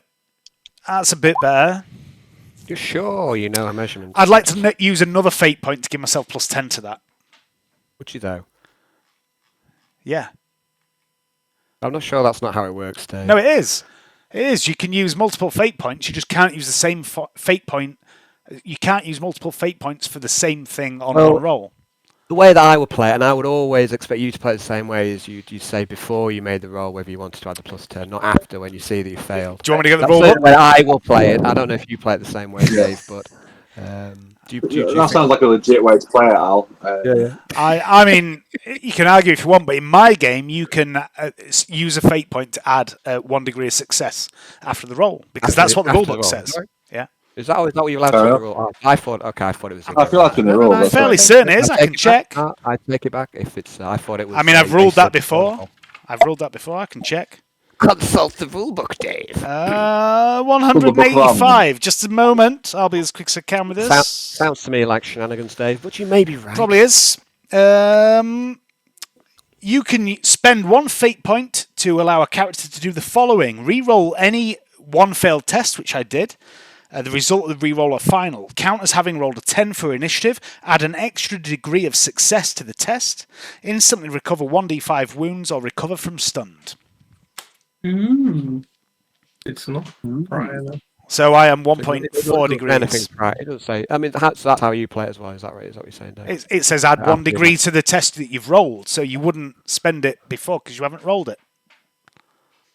Yeah, I guess that makes sense. Okay, so You're convinced, Quintius. You're convinced that you know Laura's measurements. I'm going to order a dashing dress for Laura in her size, and some rare underwear. some rare underwear. Yeah, Cheapskate. You stingy out. You didn't go for the epic pants. there aren't any epic pants.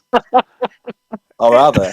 There aren't epic pants. The underwear only goes up to rare. Look, it's 30 thrones for rare underwear. If there was epic, I would have bought her epic underwear. Trust me. Epic pants. No, you're right. You gotta look at them and go, oh, some rare pants. All I want from Alan's campaign is a continuous failure of trying to get into Laura's pants. So I would happily spend. Buy some pants. Yeah, I would happily spend as much as I could on pants for her. But there are, 30 thrones for pants, considering that the average hive worker's wage is 4 thrones a month, is a lot of money. That's a lot of money on. Okay. That's like the equivalent of me spending 10 grand on pants now. Well, these things happen, mate. They do, yeah. Apparently. These things happen.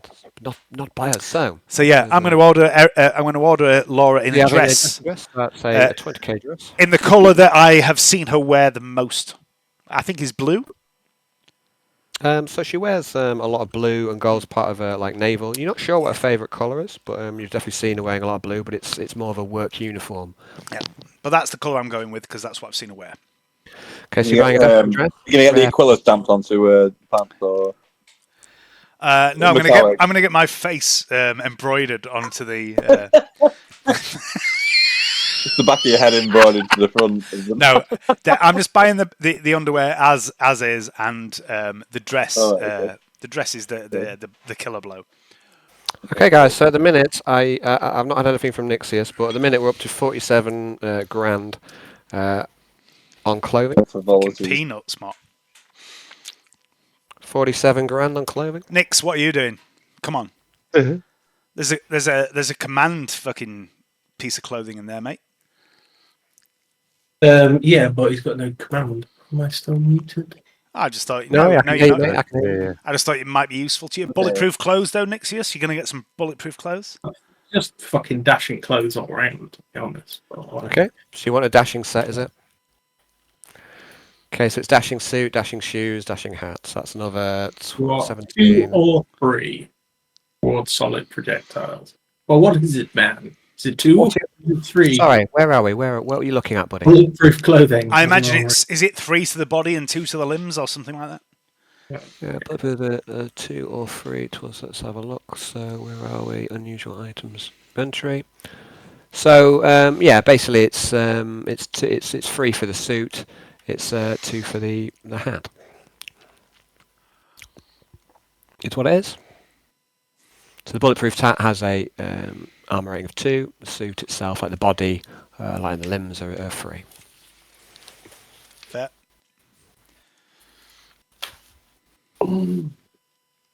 Cloak of Hiding's pretty tasty.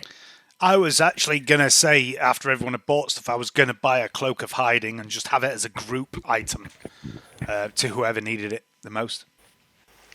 Just to meta game a little bit. It's good for Cletus. It is, but I mean, I wouldn't know that. I've no idea who Cletus is, but I For thought it covert was, operation, covert work.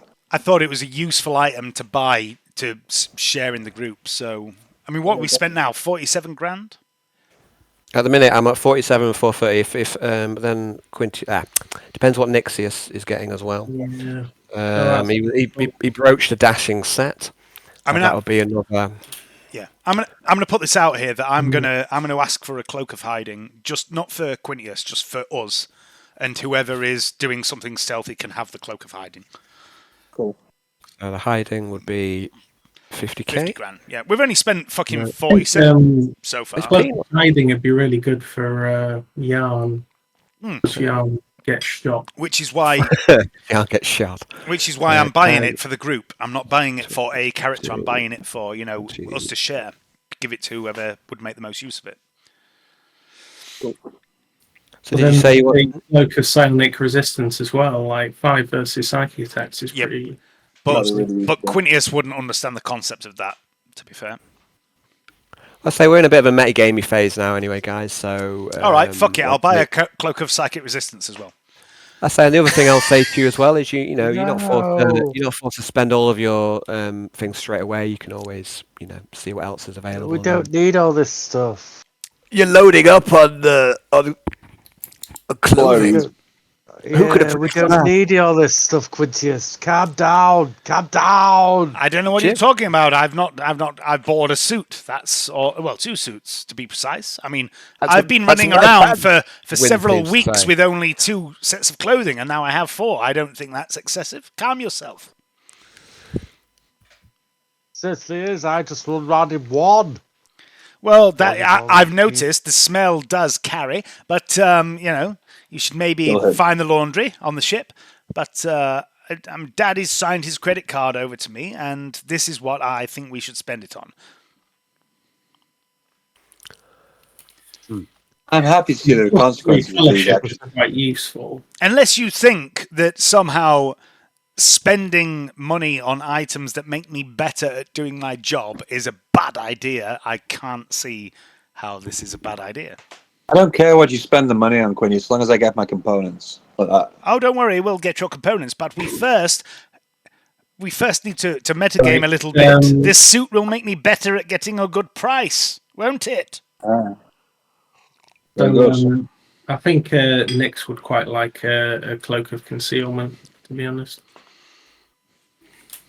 So let me just give you a quick summary of what you've got so far. So Quinty's got a dashing set, along with, and you pretty much Hayden and Johnny have got a bulletproof set as well as Dave. So that's brought you, and you've also got a dashing dress for Laura. And some rare pants. Thank you very much. You all right? That takes you up to about 47k. So next thing you were saying is you want the cloak of hiding, or the cloak of concealment, should we say? That'll be another 50k. That'll bring you up to 97,000. A comfortable blanket, please. You know what? I'll just leave it. I can dig the dashing clothes for Quintius. That's cool. Bulletproof clothes to start as good as my. I mean, how much is the bulletproof clothing? It's not even expensive. It's like fucking 500 thrones for a suit. You'd be stupid to not get one. Well, then, I'll get a full set of bulletproof clothing, and I'll worry about what it looks like later. Yeah. Well, so you can have, say the actual clothing. Yeah, exactly. It can be designed. So it would be stupid to not get bulletproof clothing for everyone, because we might be in a situation where you can't wear armor. Okay. Yeah, exactly.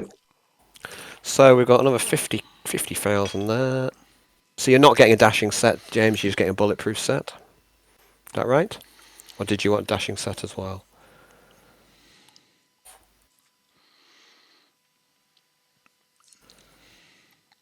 Sorry, I wasn't. Hello.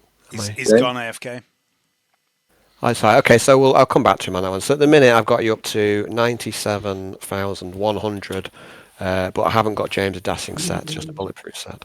So it's 97,100 thrones. So best part of 100k on clothing. Okay. Yeah, which is not excessive. And sorry, did you go for the comfortable blanket or not? It's only 25 grand. Is Alexis showing a lot of interest in the comfortable blanket? 200 grand on a kind blanket. of. Nixius draws the line. It's only 25 grand. It's not 200 grand. 25. I think it's a 200. Perfectly acceptable. Do I see Alexa showing interest in the comfortable blanket? I mean, she keeps stroking it. It's almost like she's addicted to this soft embrace. Well, maybe she can sample a comfortable blanket.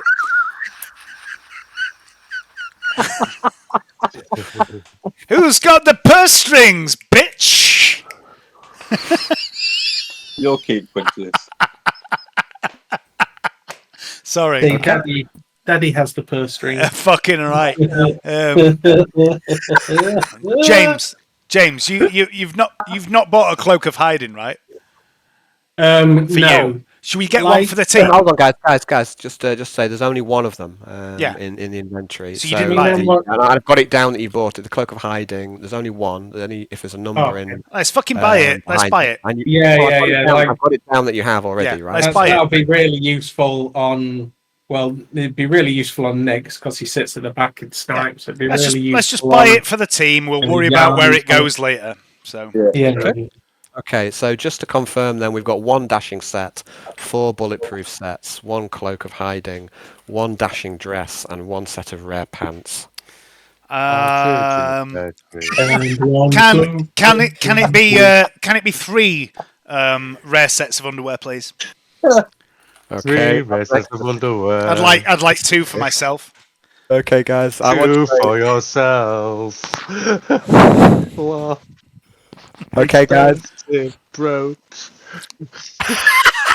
And I think, guys, that is where I should. Oh no! Absolutely not. Alan. No, absolutely not, Alan. It's too early. Way. It's only 10 to 11, man. It is way too. Yeah, I agree. I've got wind. You've got wind. I'm sure you have got wind, Jermaine, but I'll remind you as well. I'll remind you guys. I'll remind you, Hayden. It's my fucking game, and I'll end it when I fucking want you fucking bellend. Hayden, you knob. Fucking tell me what to play. This is a democracy, Alan. This is democracy. It's not a democracy. It's a fucking dictatorship. Now, fuck off, out of here. Cocking wanking. So, guys, we want more shopping, Alan. You want more shopping? There's plenty more shopping, but if you go at this rate, we'll be on Ridge Station for the next 10 sessions. While Sweet. You swabble We're all over up for this. One vendor down, 100 grand on clothes. Yeah. But at least you got. And let me guess, you didn't settle on the comfy blanket, did you? No. I'm absolutely not buying Alexa the comfy blanket. Oh, dear. I did love a little interplay between you two today, guys. That was I thoroughly enjoyed. Quintus has been besmirched, and he is not best pleased. I mean, you should never go for a man's wrist, should you? I mean, that's just... You mock his hands, mate. You mock his hands. Whoa, Small hands, large wrist. Yeah, that's what they say. Okay. That's what they say at Ridge Station. Hey? What's that, mate? Small hands, large wrists. I love the fact that it's taken us 30 sessions to get to Ridge Station. When we finally got here, we've argued about suits. Quite a lot. It's like, no, has to be this. No, has to be that. It's like, guys, just... Maybe we are heretics. Are we the bad ones? I think we are, but not in the way that you'd expect bad us to be. We're not traditional heretics. It's pants heresy. Fashion heretics. That's what we are today. I think my highlight of today's one was it cheese bezelment? That was Cheese bezelment was a good phrase. Yeah, I like that. Good one. Well, I want that. Cheese bezelment. That might be the name of the episode. No, cheese bezelment. Sweet. I don't know. So, Okay, guys. yeah, good bizarre game, Alan. Well, absolutely. Yeah, it was a bit weird today, but In a good way. In a good way. I enjoyed it. it was different anyway. So Absolutely it's nice to was. see you guys squabble over pants. I know. It's,